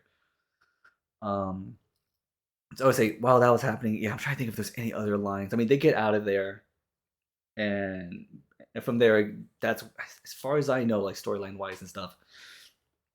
That's like the last that you'll see of New Jersey, and it jumps back to him basically having like a moment of crisis, like looking at Fabiana's dead body. And you also have to realize too, is like jumping back to that is he's not in a good mental state. So of course he's gonna have fucked up thoughts that don't make sense. Yeah. You know, whether it be about Mona, like thinking because he's not thinking clearly. He does, you know, and at the time he might have been in a daze. Even though the first two games don't really go over, you know, his drug abuse. Right? I mean, they have throwaway lines like the what is it? The then captain Rivera talking about, you know, Ludacris talking about come to it, come to a triple A, yeah. AA meeting. You say triple A meeting? Yeah, Those are two different things, Jerry. Way different things. Could you imagine? I'm here for the AA meeting, sir. This is fucking insurance. Like as a roadside service, I don't know what to tell you. Yeah. Oh my god. Hey, he said Max Payne. He didn't say Mad Max. Oh, dude. Yeah. Oh my god, that's funny. So you think like him kind of like trying to justify the whole Mona thing? I guess it makes sense. That's like him in the moment of like looking at Fabiana's body instead of like, because I guess the way I thought of it was like him like in the cemetery. This is his thoughts, but I guess it does make much more sense then for it to be like this is like all after the fact. Yeah. So this is like why he maybe in this time in this moment he's like, yeah, that wasn't cool. Yeah, I think so. Like I said, in either one of those moments, he's not in a good headspace at all. I mean, is he ever? No, well, I mean, maybe in the this is extra bad. Game, yeah, before they kill his family. Yeah, but so it's just crazy. But so it jumps back, and that's when you kind of see Marcello in the. Oh, okay. Yeah, this is what you were alluding to before. So like, it goes back to him, and he's like, this thug is like yelling at him, and he's just saying like, I don't know what the fuck you're saying, man. And you're like, he gets out of there, and he's trying to hunt down Marcello and Giovanni, and then this is when they come across it, and like, I'll let you say this since you brought it up. Like, what happens next? So they have Marcello, which is like I said, is pretty boy Ricky Martin lookalike. And I assume he's doused with gasoline, but he's in a stack of tires. Yeah, stack of tires. It's something commonly done, I guess, in third world countries, Africa. I know, unfortunately, there's a couple of people who have been shown being killed that way. I would say it's a notorious gang way of like executing someone. Yeah, it's horrible. But they set him on fire, and that's when kind of Max decides to act. And unfortunately, he's too late. He does save Giovanni, but Marcello is burnt to a crisp. And it's kind of weird because after that moment, right, he takes those people out. He has this kind of intimate fist fight, which is like the only one that that stands out to me in the game, where he's trying to kill this guy with the machete. Oh god, I remember. Yeah, I totally forgot about that. It's like quick time events. Yeah, quick time event. That's the only one, right? Yeah, and like this guy is kind of prominent, but it don't matter. We don't need to mention. Like I guess he's kind of like a small mini boss. Yeah, he's one of the head guys, but he really doesn't matter. But it was odd. It was odd to say because it was very intimate, right? Like up close, personal, hand-to-hand combat. Yeah, and you kill this guy with his own machete, and then you take Giovanni, and y'all both kind of slump down into like a kind of the sewer, basically. Yeah, the sewer, but like where the curb is, but like there's a deep kind of maybe I don't want to say, maybe a trench or something that I maybe think that's leads the to the best way sewer, kind of to describe it. Yeah, those trench. and they fall asleep there, which is very. I guess they're They're both just so emotionally exhausted. drained. Hmm. Yeah, and exhausted. Yeah, Yeah. because like she has like she saw like Marcelo like get killed too, and as he's like saving her, he's like, don't look. Like again, very he's trying his best still. Like, And I mean, to put yourself in those people's position or her position, you don't oh have yeah, to look. You're smelling it. you're smelling, You're yeah, hearing it. and your sister just died in front of your Yeah. eyes, So so yeah, it's it's yeah. a bad day. Yeah. It's not a good day. Yeah, that's my in my notes. I just have written down, Jesus Christ, poor Marcelo. Like, even he was like a shithead. Like, that's a rough way to go. I don't think I wish that upon anyone. Yeah. um, I think from here, this is when the flashback to one of the first jobs together is with the Panama job. Okay, and that so basically it's kind of hinted to that it was all kind of a ruse that maybe Max wasn't necessarily aware of, and this is kind of in favor to the point that maybe Raul Passos isn't on the up and up, right? Yeah. So, because I think when De Silva was talking to Max, he's saying, "What were you think you were doing in Panama?" And it's like, "Oh, don't say you're protecting someone." And like Max is like legit, like, I don't know what you're talking about. Yeah, that was Um, kind of a cool mission. no, it was not. Yeah, so it's like a nice little flashback, and it's basically like, they're on a party yacht, living it up. Max, of course, is drinking. These guys attack the yacht, and they're like, killing people, and Max is gotta try to find his people. And he sees some small things. Like one was, I don't know if you found this note. It was in either Marcelo's or Raul's room, where it had a Max's name and like where to find him. Did you see that? Yeah. No. And like I found that, and that's what he commented too. Like, I should have known something was up when I found this, because then again, it's like implied like they were looking for him specifically. And that's one thing that doesn't make sense to me in the game. I guess we'll get there in a bit, but yeah, I know exactly what you mean. That's kind of one of the weird things too, like how I feel like, which is big, because that's kind of that's the way of justifying like why he's there in the first place. Yeah, but it's not a good reason. Not a good reason. We'll get there. Don't worry, we're almost there though. Oh. And then he finds like these attackers. They're like plying out like the walls. They're looking for the walls or something. Yeah. So he's thinking like, oh, if this was just a hostage situation, then there would just be taking them, obviously, or just take the drugs, the jewelry, whatever. So I don't know why they're doing this. Right. And then, so it's just kind of, again, it's just, you get more of the vibe that they're looking for something very specific. And it was just weird that at the end, he's still trying to find the lady that he was hired to protect. Mm-hmm. And Raul and Marcelo are like, they're trying to hightail it out of there. Like, without even like trying to help. Well, Max brings it up, and then Raul comes back to help them. But again, you get the sense that something is off because they're just trying to get away quick. Right, yeah. And I just want to say you are doing a far better, because me, like, it's very passive experience. I have a lot going on right now. I'm training. Of course, man. And everything. And you are with it. Without you, this would be just fucked. No, you're good, man. We're both busy, and gotta take notes, man. Notes are life in this kind of thing. For everybody listening, he has a little green journal with a shit ton of notes. It's just random stuff. It's fucking crazy. So yeah. I was just trying to keep my thoughts together, and Alyssa actually got me this as a gift because she heard like I needed this. Because I was just using just sheets of paper. Yeah, I have one. That's exactly what I do. Yeah, exactly. Just a random piece of paper on the floor. That's what it do. So it's just nice that they'll give me this. Yeah, like to anyone looking at these notes, to kind of like, you kind of see what's happening, but after that, it's like, this is just madness. I know what's happening here though. And then from there, we might have missed some stuff. We did miss a whole level. Okay. For the flashback, because it was it's not, luckily, like storyline wise, not too much happened. But before the flashback, Max basically gets away with Giovanni. Like, get her to a safe place. Okay, yeah. And this like has one of my favorite lines too, where he goes like, "We had because it was revealed during this time that Giovanni is pregnant."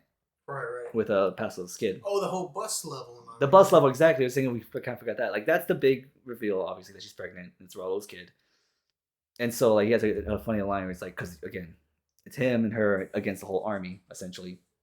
And Right. he's like, had a recovering alcoholic and a pregnant woman. We were hardly a SEAL team. Yeah. Again, Yeah. it's that dry, witty sense of humor that I really appreciate in this game. And then I want to say during this part too, or maybe even the past level too, he's noticing the exchange between the UFA, I believe, and the paramilitary group with the people. And that's where a whole nother kind of subplot. Yeah, like I'm saying, I'm glad I brought that up because that's That's a big, something else yeah. happens later. It's fucking crazy. So he sees that, it's like, why is this happening? Like, they're not prison. They're not like, these are just random civilians. They're not like Right. criminals or nothing. So keep that in mind. So yeah, they get away. They do manage to get away. Raul actually saves Giovanni and leaves Max, actually, because Max is like holding down the ground level while Right. Giovanni's like climbing up. So he hears a helicopter and he just takes off. So you kind of feel like, well, fuck you too, Passos. Yeah. Like, damn, that's rough. But then luckily, that's when De Silva comes in. It's like, all right, I'll help you get the hell out of here, this shitstorm. Yeah, it saves his life. Saves his life. And then that's when they talk. And like, what were you doing in Panama, you think? And then that's when that flashback happens. Okay, yeah. And that's when, I don't know if you want to just kind of break into it now, because I think the next level, they kind of go into this operation, right? Yeah, so yeah, luckily that's what goes. So he's like, this is like abandoned hotel, like, condemned building. Yeah. And De Silva tells him, there's some shady shit going on in there. Of course, Max Nash asks, like, well, then why the hell don't you check it out? He goes like, oh, yeah, because, I want to just... I'm just a normal cop. Yeah. I'm a normal cop and I enjoy having a family. Exactly. Like, I mean, I could, but, I'm just one man, too. So, because you're like, you're just like a random dude. Like, you can do this incognito, basically. And yeah, this is where... the most out of left field fucking plot the storyline comes out, because he's going through this building, he sees like some weird shit where like they're burning some bodies, and like these dudes are burning, I'm assuming it's the UFA, right? Yeah. They're burning some bodies in the furnace, and then like he ends up like running into this like a room where there's a bunch of like people, it looks like they've been like cut up and stuff, dissected. It's really weird. He even sees Serranos there, that one dude. Yeah. That like pretty much fucked up his time. But he's there as a prisoner, not as a person operating. Yeah, like he's been fucked up with too. Yeah. And he just lets him go. Again, he's like, I mean, what more can I do, basically? And he goes into this like room, and I there's no really any good way to like bring this up like naturally, because it's out of fucking nowhere. There's this doctor, like a well-known surgeon in Brazil, in the universe. Yeah. Who's like, they're basically harvesting organs from people. And that's why they were, in the earlier level, they were gathering all these people. They're essentially getting gang members or people that are not going to be missed. I was just going to say, yeah. And using them to traffic organs, I guess, for the rich, essentially. Yeah. And I think Rodrigo Branco is involved in this, right? Not Rodrigo, Victor. Victor. The middle brother, the politician. Because during this whole time, too, you see, like, references on the news and stuff that Victor is running for mayor. Dude, he's doing this shit for mayor. What the fuck would he do if he ever ran for president? Dear God. Yeah. I mean, he's running for mayor, and apparently how this whole thing is used is he's using the UFA to collect these guys, and then whatever money is being transactioned there, Victor is using for his political campaigns. And the reason why he's killing his family, he's revealed, yeah, he's like in charge of this whole thing. It's being revealed that he's pretty much killing his whole family so he can get sympathy, the sympathy vote. Like, I'm doing all of this, I'm gonna be harsh on crime because my brothers are dead, my sister-in-law's dead. But not only that, it comes to find they also justify it by saying, Rodrigo was the eldest brother, so he, as it's tradition, I guess, gets all of the finances and everything, because their father was he died, I guess, in a brothel, which was embarrassing or whatever. Yeah. But the eldest brother got all of the financial stuff, and the other two were kind of, maybe rich by proxy. Yeah. But the money wasn't necessarily theirs. Yeah. And Rodrigo was the one who was kind of financing their lifestyle. Yeah. So like this is kind of done out of, I think it was implied too that because Raul was kind of helping with this too, but he didn't know the extent of it. It seems he didn't know about the organ part. He just knew like they wanted to like, he thought they were in it just to kind of like get Rodrigo to loosen up with the money, not all of this stuff. And I think the same thing with Marcelo. Yeah. But it seemed like Victor was the one who was like, yeah, exactly. It was like Victor was like, oh, we're fucking going insane. We're gonna get really weird with this. Yeah. At the time, I guess I it was crazy even back then when it first came out. Now that's a fucking crazy ass plot device or plot line there. Like I still don't know how I feel about that. Like on one hand, it's like, oh shit. I mean, this kind of stuff does happen, sadly, and it's crazy, so it makes sense. But also, what the fuck, man? Yeah, it was fucking crazy. It blew my mind. Like even knowing it was gonna happen, like having that scene play out, like basically like Max, like what the fuck is happening right now? It turns like this family drama to like a whole like you're taking your constituents and fucking turning them into like Oh my god. yeah you're trafficking their organs. You're taking them out, cutting them up, and fucking selling them to the highest bidder to fund your political campaign. Again, just for mayor, Yeah, not even senator or president, just a mayor. Like again, if he got away with this, spoiler, he doesn't get away with this, but like if he did, what the fuck would he do to get president? Good God. yeah. So once it's discovered that this is going on, Mm-hmm. it, Becker, which is the Ufe's captain, and Rodrigo Branco, they kind of capture Max, right? Or Okay. So before that, yeah, that's the next level.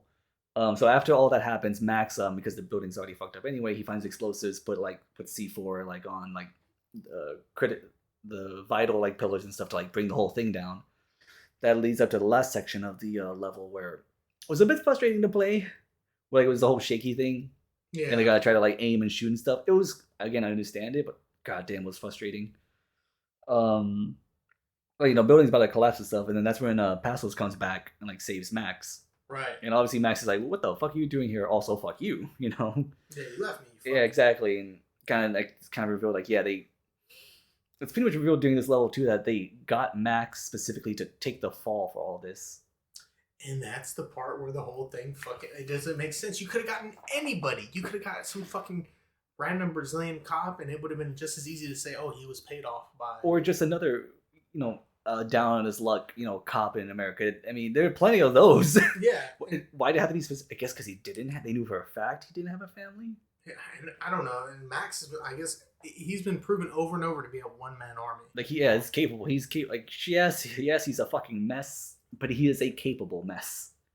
He could, yeah, he's a one man army. It just, and that's like the weakest point that it just doesn't make sense. Why would these people all the way in Brazil think of Max fucking Payne for this to be a fall guy?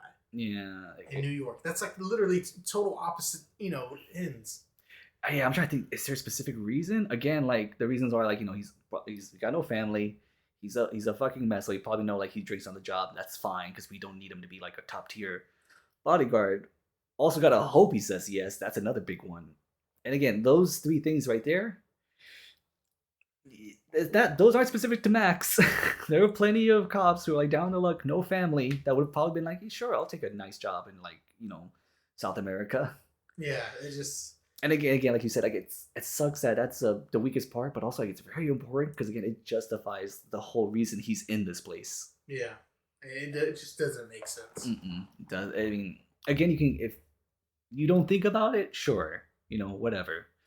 But also, once you start thinking about it, it's like you got probably thousands of options. You don't need Max specifically. Yeah, You could say like maybe he was one of your first options. Sure, I could believe that, but like to be like, nope, just him. Go there right now. That's kind of that not a fan of that. me. So before like I think what you said too, like Max does go to like the Ufe like precinct, Mm-hmm. and so he is talking to like Raul and Giovanni real quick. Giovanni's like, thank you, even though we can actually have a life as a family now. It's like, oh, that's of course that's just be careful and all that. Right. And he's talking to Raul, and he's like, I'll pass this. I'll see, like, I thought you were gonna like maybe kill me or something. Max is like, thought about it. Maybe not now. Not today. Yeah, that's his words. And he says something to Max again. It's a quick line, but I think it's something that Max needed to hear. To where like pastors just say, be careful, Max, and hey, life is worth living. And I think that's something like pretty sure in the moment, in the moment he probably didn't care. He even said like, yeah, right. But I think it's like again, it plants that seed. Like maybe after all this, yeah, you can like finally just chill. Be fine. And then this leads into the whole where Max goes into precinct to try to get Becker and potentially Victor, maybe if he's there, but definitely Becker. And so yeah, like he gets interrogated, he gets out of there as is tradition with Max. Ends up fighting through like the whole fucking precinct, which is insane. Ends up finding Becker and is about to kill him, but Victor is behind him and like aha, nah, not today, bitch. Yeah. He doesn't say that. I'm heavily paraphrasing, yes.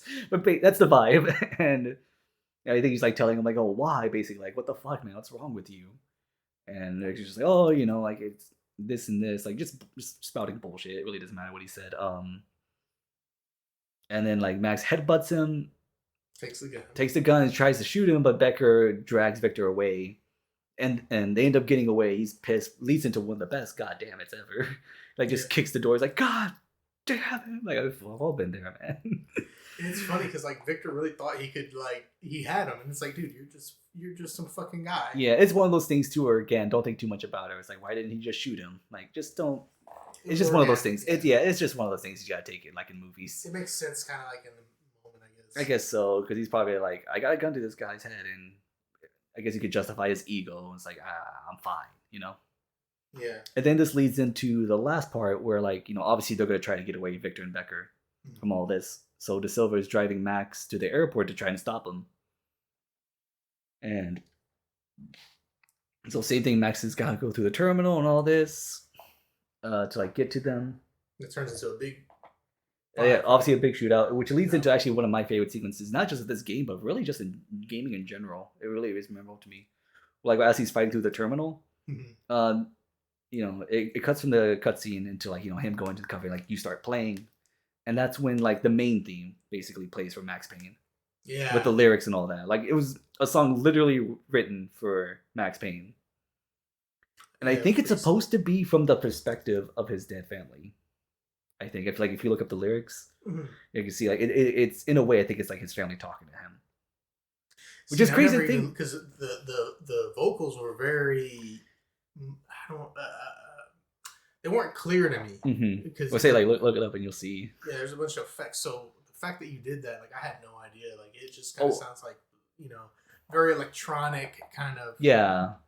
No, like, and I think it's always cool because how many video game characters can say they have a song written for them, like specifically. Yeah. Like, that is pretty cool. And again, like, it 100% felt like a movie. Like, you're doing all the shit, going fighting through this terminal, killing all these guys with, like, this music playing in your head. Not in your head, but, like, in the background. Well, yeah.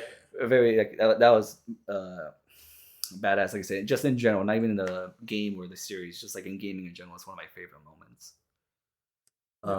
Yeah, it's pretty slick. I enjoy it. And, like, the reason why I say, too, I think it's specifically, like, supposed to be from the perspective of his family. Like one of the lines in there is like, trust us now, it's time to let us go, give up on us and follow what you want. Yeah, it's heavy. Like if you actually listen to the words, it's like, oof, that's damn. It's like, and I think this is part of him too, like him like just working through these things, like trying to figure it out. And one of my favorite, I guess, quotes is, I guess, coming up towards the end. Yeah. So he makes it through the terminal. He makes it through everything, and finally, you're gonna face off against Becker. But it's kind of weird because all of a sudden he becomes this important guy because he was kind of in the shadows the entire time. Yeah. Like he was in the beginning of the party and stuff. Yeah. Like it seemed like he was trying to help. Now it's obvious, like, oh, he was just there to like, eavesdrop. It also makes sense now because like all of a sudden Becker is gone. Like Victor's like they're just all coincidentally missing the fun. And it kind of it clicks like, okay, these guys were definitely doing something shady this whole fucking time. Yes. So you have the shootout with the last, I guess, remaining members of the UFE. A plane's trying to take off the runway. Yeah, it's Victor on that plane. Yeah, Victor's on the runway. But before this, that's when you kind of get in that main fight, right? Or no. It's like a mini boss fight. Yeah. No, it's like a mini boss fight with Becker. Because he's got like a grenade launcher and he's hiding behind a shield. Right. So you gotta kill like all his guys first. And the way you get him is you have to pretty much shoot the grenade as soon as he shoots it. So that way like it basically blows up on him. Which is, again, I'm glad we finally brought it up, even though it was halfway through the episode. Which that jumps into the beginning of it. where like Becker is that guy who's like all mangled up, like crawling away from Max. Yeah. And I think this is like when you were talking about too, like one of your favorite lines with Max talking. Yeah, he said, even though he's basically this drunk guy who they thought was useless, he's American. He knows what capitalism is. Mm-hmm. You get what you pay for. Yeah, it's like you say what you want about American, but we understand capitalism. You buy a product and you get what you pay for. And like, yeah, these guys have paid for some dumb angry gringo who didn't know the right from wrong and stuff. Yeah, so that was like that was a good line. Again, this is off at the beginning too. I know you weren't able to like beat this part of the game, but I know like at least back then you have like the option to like finish off Becker or just let him go. Did you shoot him? I let him live. I did too. I thought it was better that way, just to let him suffer for a bit longer. Yeah, because I figured he would die. Yeah, he did die in pain. Exactly. So yeah. And then that's when this last action sequence, the Silver comes in, and you get into his car, and you get Becker's grenade launcher. Basically, use that to take down the plane before like it takes off.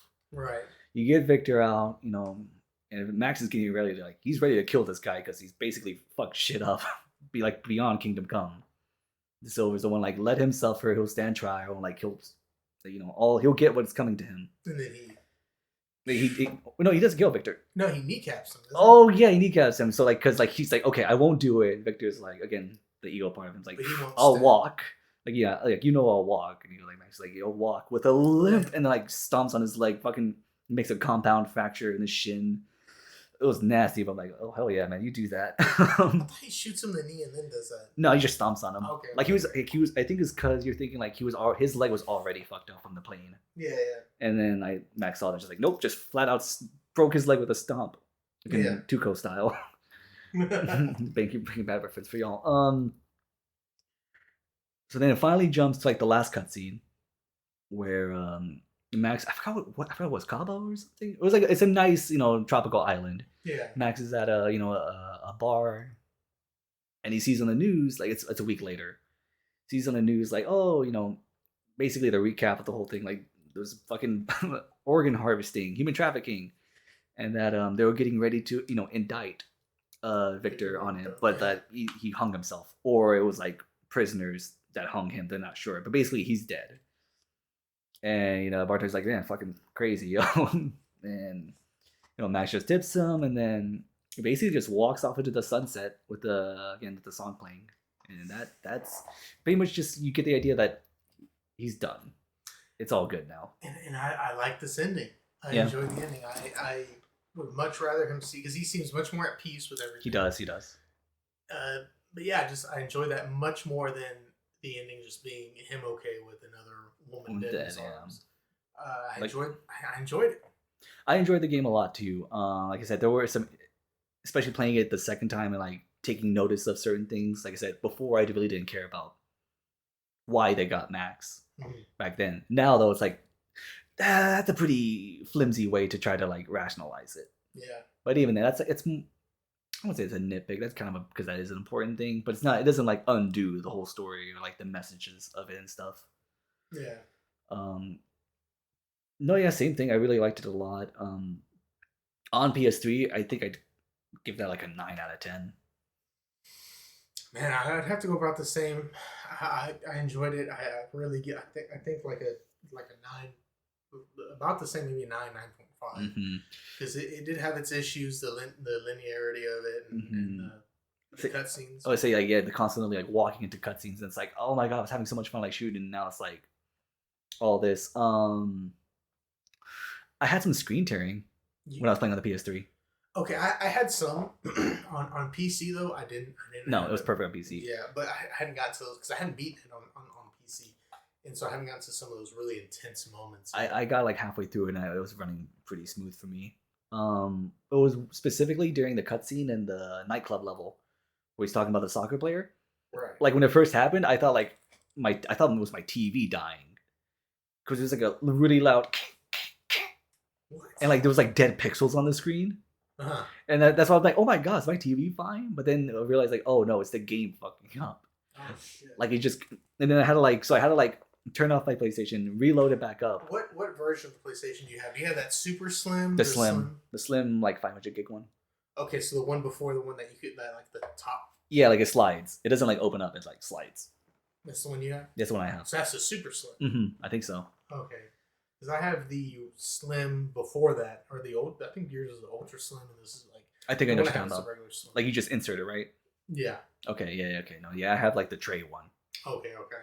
I think that might be part of it. I don't know. I What wonder because I don't remember that happening at all back then. Because I remember you had the fat. We had the Fat Boys, the OGs.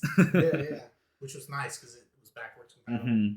I was gonna say, was there anything else? I had audio cut out once in a while too in cutscenes, like for a line or two. But then, like say I died and then like reloaded, then the audio would be back. It was weird. Something like on a technical level, it had its issues, frame rate issues, like for the big bombastic parts. There were issues with that. And this is all on PS3. That's just my experience on PS2 with Max Payne 2. Those are probably the big ones, and I think I mentioned it on a previous episode, so I want to correct myself here and now. I said that you couldn't skip cutscenes on Max Payne on the PS3 version. You can, because you did. You said right. I guess it's because I didn't notice this until I played on the PC. On the PC, it loads way quicker. So then it'll tell you like, "Hey, skip right now." I'm like, "Oh shit!" Yeah, cool. That's the only caveat is you had to wait until the game was done loading that section, and then after that you could skip it. Yeah, I guess because like it took so long on the PS3, it's like I just never noticed it. It's like so you can skip it. I was wrong on that, but also it takes forever, so you may as well just watch the whole thing. It's pretty slow when it comes to loading. It's funny. I think if I was able to beat it on the PC, like on its entirety, probably would have given it a 9.5 on PC, just because like all the technical issues would be nil. Like no issues whatsoever. And again, ran smooth, mouse and keyboard, fantastic. I mean, yeah, it's a wild game. There's a couple things that happen and come out of left field, but and this one definitely has that overarching theme from the first game, where it's like this whole government thing. Like I will say that, yeah, if you kind of like that bit where it's like, yeah, it's like there's more to it than just like, guys just trying to take the family hostage for money. Yeah, it goes way deeper into that. What's your favorite level in this game? Man, that's tough because I really I enjoyed so much of the game, but if I would have to go back to my favorite level, I think it's that office level. I was gonna say that's one of my favorite ones too. Yeah, I enjoyed that. It was really cool. Yeah, like shooting the glass, seeing the papers like fly over. Yeah, just all the mayhem and the damage, and then afterwards when everything's blown up. Yeah. That was just I enjoyed that. No, yeah, I really liked that part too. It felt very Matrixy in there. But obviously with bullet time too. With the physics, I'm glad you mentioned that too, because there were so many times where, like I killed someone, and I wish I didn't have headphones on so I could demonstrate to you exactly the ridiculousness of it. Like you shot someone here, and then they would just like stumble all the way like to the like 20 feet away before they fell. Did that happen to you a lot? Because it happened to me like almost every level. Yeah, it kind of had a Red Dead Redemption kind of physics, where there was a lot of stumbling after they were kind of dead, and you could shoot them again to make them fall immediately, but it was just so much funnier to watch them. I know, it was just so ridiculous. Like, and this isn't a complaint. It was just really funny to see. Like, you shoot a guy, and then like, just like it's like a zombie, just like walking until like he finally falls. Like, what the.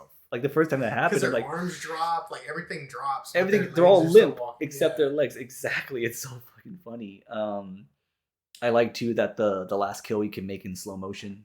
Yeah, especially the shotgun. Oh yeah, you just see like all the because you put it on our Instagram, which we forgot to mention in the beginning, where we can be reached at, which is our YouTube channel, JJ Productions, our Instagram, 2 Unrelated Brothers, and Gmail.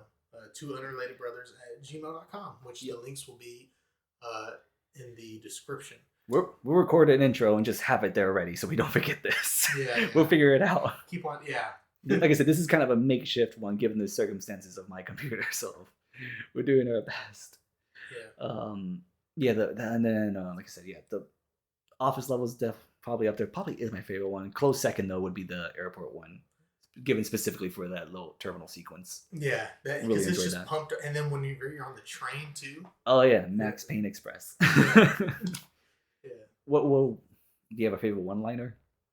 I guess he has a ton in this one. I think the one where he talks about the clap. Oh yeah. That the one where I'm in a place where Americans are about as Yeah, like less popular than the clap. yeah. I enjoyed that. One of my favorite ones too is in the stadium when Pascal's like kind of like running around with a sniper. Mhm. Max goes, I may have written the book on dumb ideas, but Pascal sure as hell wasn't afraid to quote from it. Yeah, yeah, Like, I like that was a that. good one too. There's a bunch in this one, and it sucks. I don't remember a lot from the second one again because it's so short. He has so many. The man's poetic. That's one thing he has not lost ever. I was really interested. It was interesting to find out that the writers were different. Right? I mean, Yeah, because it was Sam Lake who wrote yeah, the first two, and now it's like again Sam or Dan Houser. I'm not sure. One of them who like pretty much writes like all the Red Dead games. You could tell for sure though. Not just the storyline obviously, but the dialogue. There's a lot more cursing, naturally. yeah. But I feel like that was kind of. I mean, because with the times, it changes. Yeah, that's true. And again, it wasn't like bad or nothing. It wasn't like, oh, grotesque. this is like a Yeah. 13-year-old trying to be like edgy or nothing. Like it made sense. But I think yeah, like just for like one level alone, Max would like drop like multiple F bombs. Like I can't remember if he even cursed in the first two. Like it doesn't matter. Again, it's like it's not like oh I'm clutching my pearls here or nothing. It's like it's an observation. Yeah. So yeah.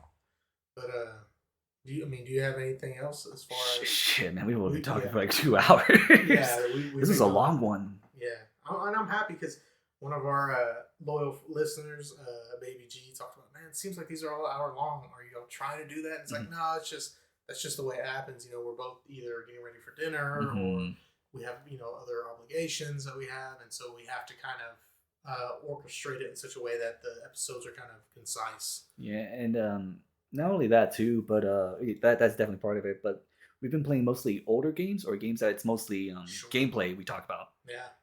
So they're short, it's more focused on gameplay, which you can only say so many things about, unless like it's an RPG or something, Yeah. Or it's like I like the shooting here, the cover system, things like that. Obviously, maybe if we were smarter, we could be able to talk about that more, but we're not there. We're not critics. Um, so like when a game's like more like heavily story focused than kind of like this game, where there's a lot going on, then it's like much easier to talk about that rather than mechanics, the tightness or lack thereof of controls, things like that, which we could definitely mention. But for me, it's like not where my primary focus is. Obviously, games should be fun, but for especially for a game franchise like this, it's like I want to know what the story is. Yeah. Like for when we eventually talk about it, because we will. Like Yeah. we talk about The Last of Us. Oh, we can go 3 or 4 hours easy on that, Yeah, and that's on each game, Yeah. not even the whole thing. And that's gonna have to be like during a time, definitely when I'm not training and you're not busy. Like both of our days off, like all right, all day we're doing this. Yeah, because it's gonna be a rough one. Yeah, Like like at work the next day or whatever. yeah, like and we mentioned too, like I have this like this crazy ass notes. I got like 2 pages here filled with that. Like that game, probably won't need it. I'll just know exactly what it is. Because I mean, I beat The Last of Us so many times, Like, and I know you have as well. Yeah, exactly. And then like we get one that too like yeah, whenever I can show someone new it and they want to see it, I'll fucking play it. Yeah, which I would love to do with this game too, but because of just like it's the pacing issues. Yeah. Again, that's like I guess if I had to pick one big critique for it, it'd be that. Is that it's just too start and go. Yeah. Or stop and go, I should say. Yeah. Yeah, stop and go. Stop and go. Yeah, start and go is like, oh, that's fine. Thing. That's great. No, it's too much stop and go. That is the main critique of this. Yeah. But still, great game. Love it. Yeah. So overall, I think we will both say this is one of our memorable games from kind of our high school era. Definitely. Barely. Yeah. I mean, it's a great game. If y'all haven't tried it, I definitely recommend it, especially on PC, or if you have a PS3 or Xbox 360. No. So. Oh, it's your. Yeah. So for those of you who do not know, just I'm a type 1 diabetic. I have a continuous glucose meter, which goes off to let me know when I'm high or low, and I am a little high, blood sugar wise, because I drink a sour ale. Say not incriminating yourself here. Yeah. Yeah. So it's just it's called a Dexcom. It's just that going off, but yeah, so it's been a long episode. It was great. Enjoyed having you here. And then we saw each other yesterday as well, so that was awesome. Yeah, that was good. I'm kind of glad I was here too. I feel like this would have been freaking hard to like go through all of this and not in person. Holy crap! Yeah. It was a little blessing in disguise there. It's a curse, really. Fuck Microsoft updates. Legit, I was so pissed off. I'm like, if I can't fix this, I will switch to Apple. I am that pissed off. I could only imagine. At least you'd have, I think it's called GarageBand instead of Audible. Yeah, I mean, I can. Yeah, it's like I'll be able to fix it. It's annoying, like I said, and my dumbass just make sure I have restore points. Um, no, I think with all that though, yeah, I don't know if I have anything else to say. Well, with that being said, thank y'all for listening. Thank you for your time, especially for this juicy episode. It's over an hour and a half long, hour and 40 minutes. I don't know how long it's really going to be just because I edit. Editing. Yeah. We haven't had an episode this long since Dead Space 2, I think. Yeah, it's so. And that's like 1.5 games because we kind of delved into like the whole series. Yeah. So, yeah, thank y'all for giving us this large chunk of time. I hope it kept you entertained of whatever you're doing, driving, working, whatever. Y'all be safe. We love y'all. And I love you, brother. Yeah, like Jerry said, yeah, this is a real fun one. There's a lot of meat on it. I'm glad we were able to like really get in there instead of like having to try to, I guess, cruise our way through like we feel like we usually have to do. But no, like, we had a blast on this one. Definitely, this is like one of our top games to like want to review since we decided to make this podcast. So glad we finally got this is a big one. This is a big game off our list. So really happy with that. Yeah, I love you too, brother. Take care, y'all, and be good.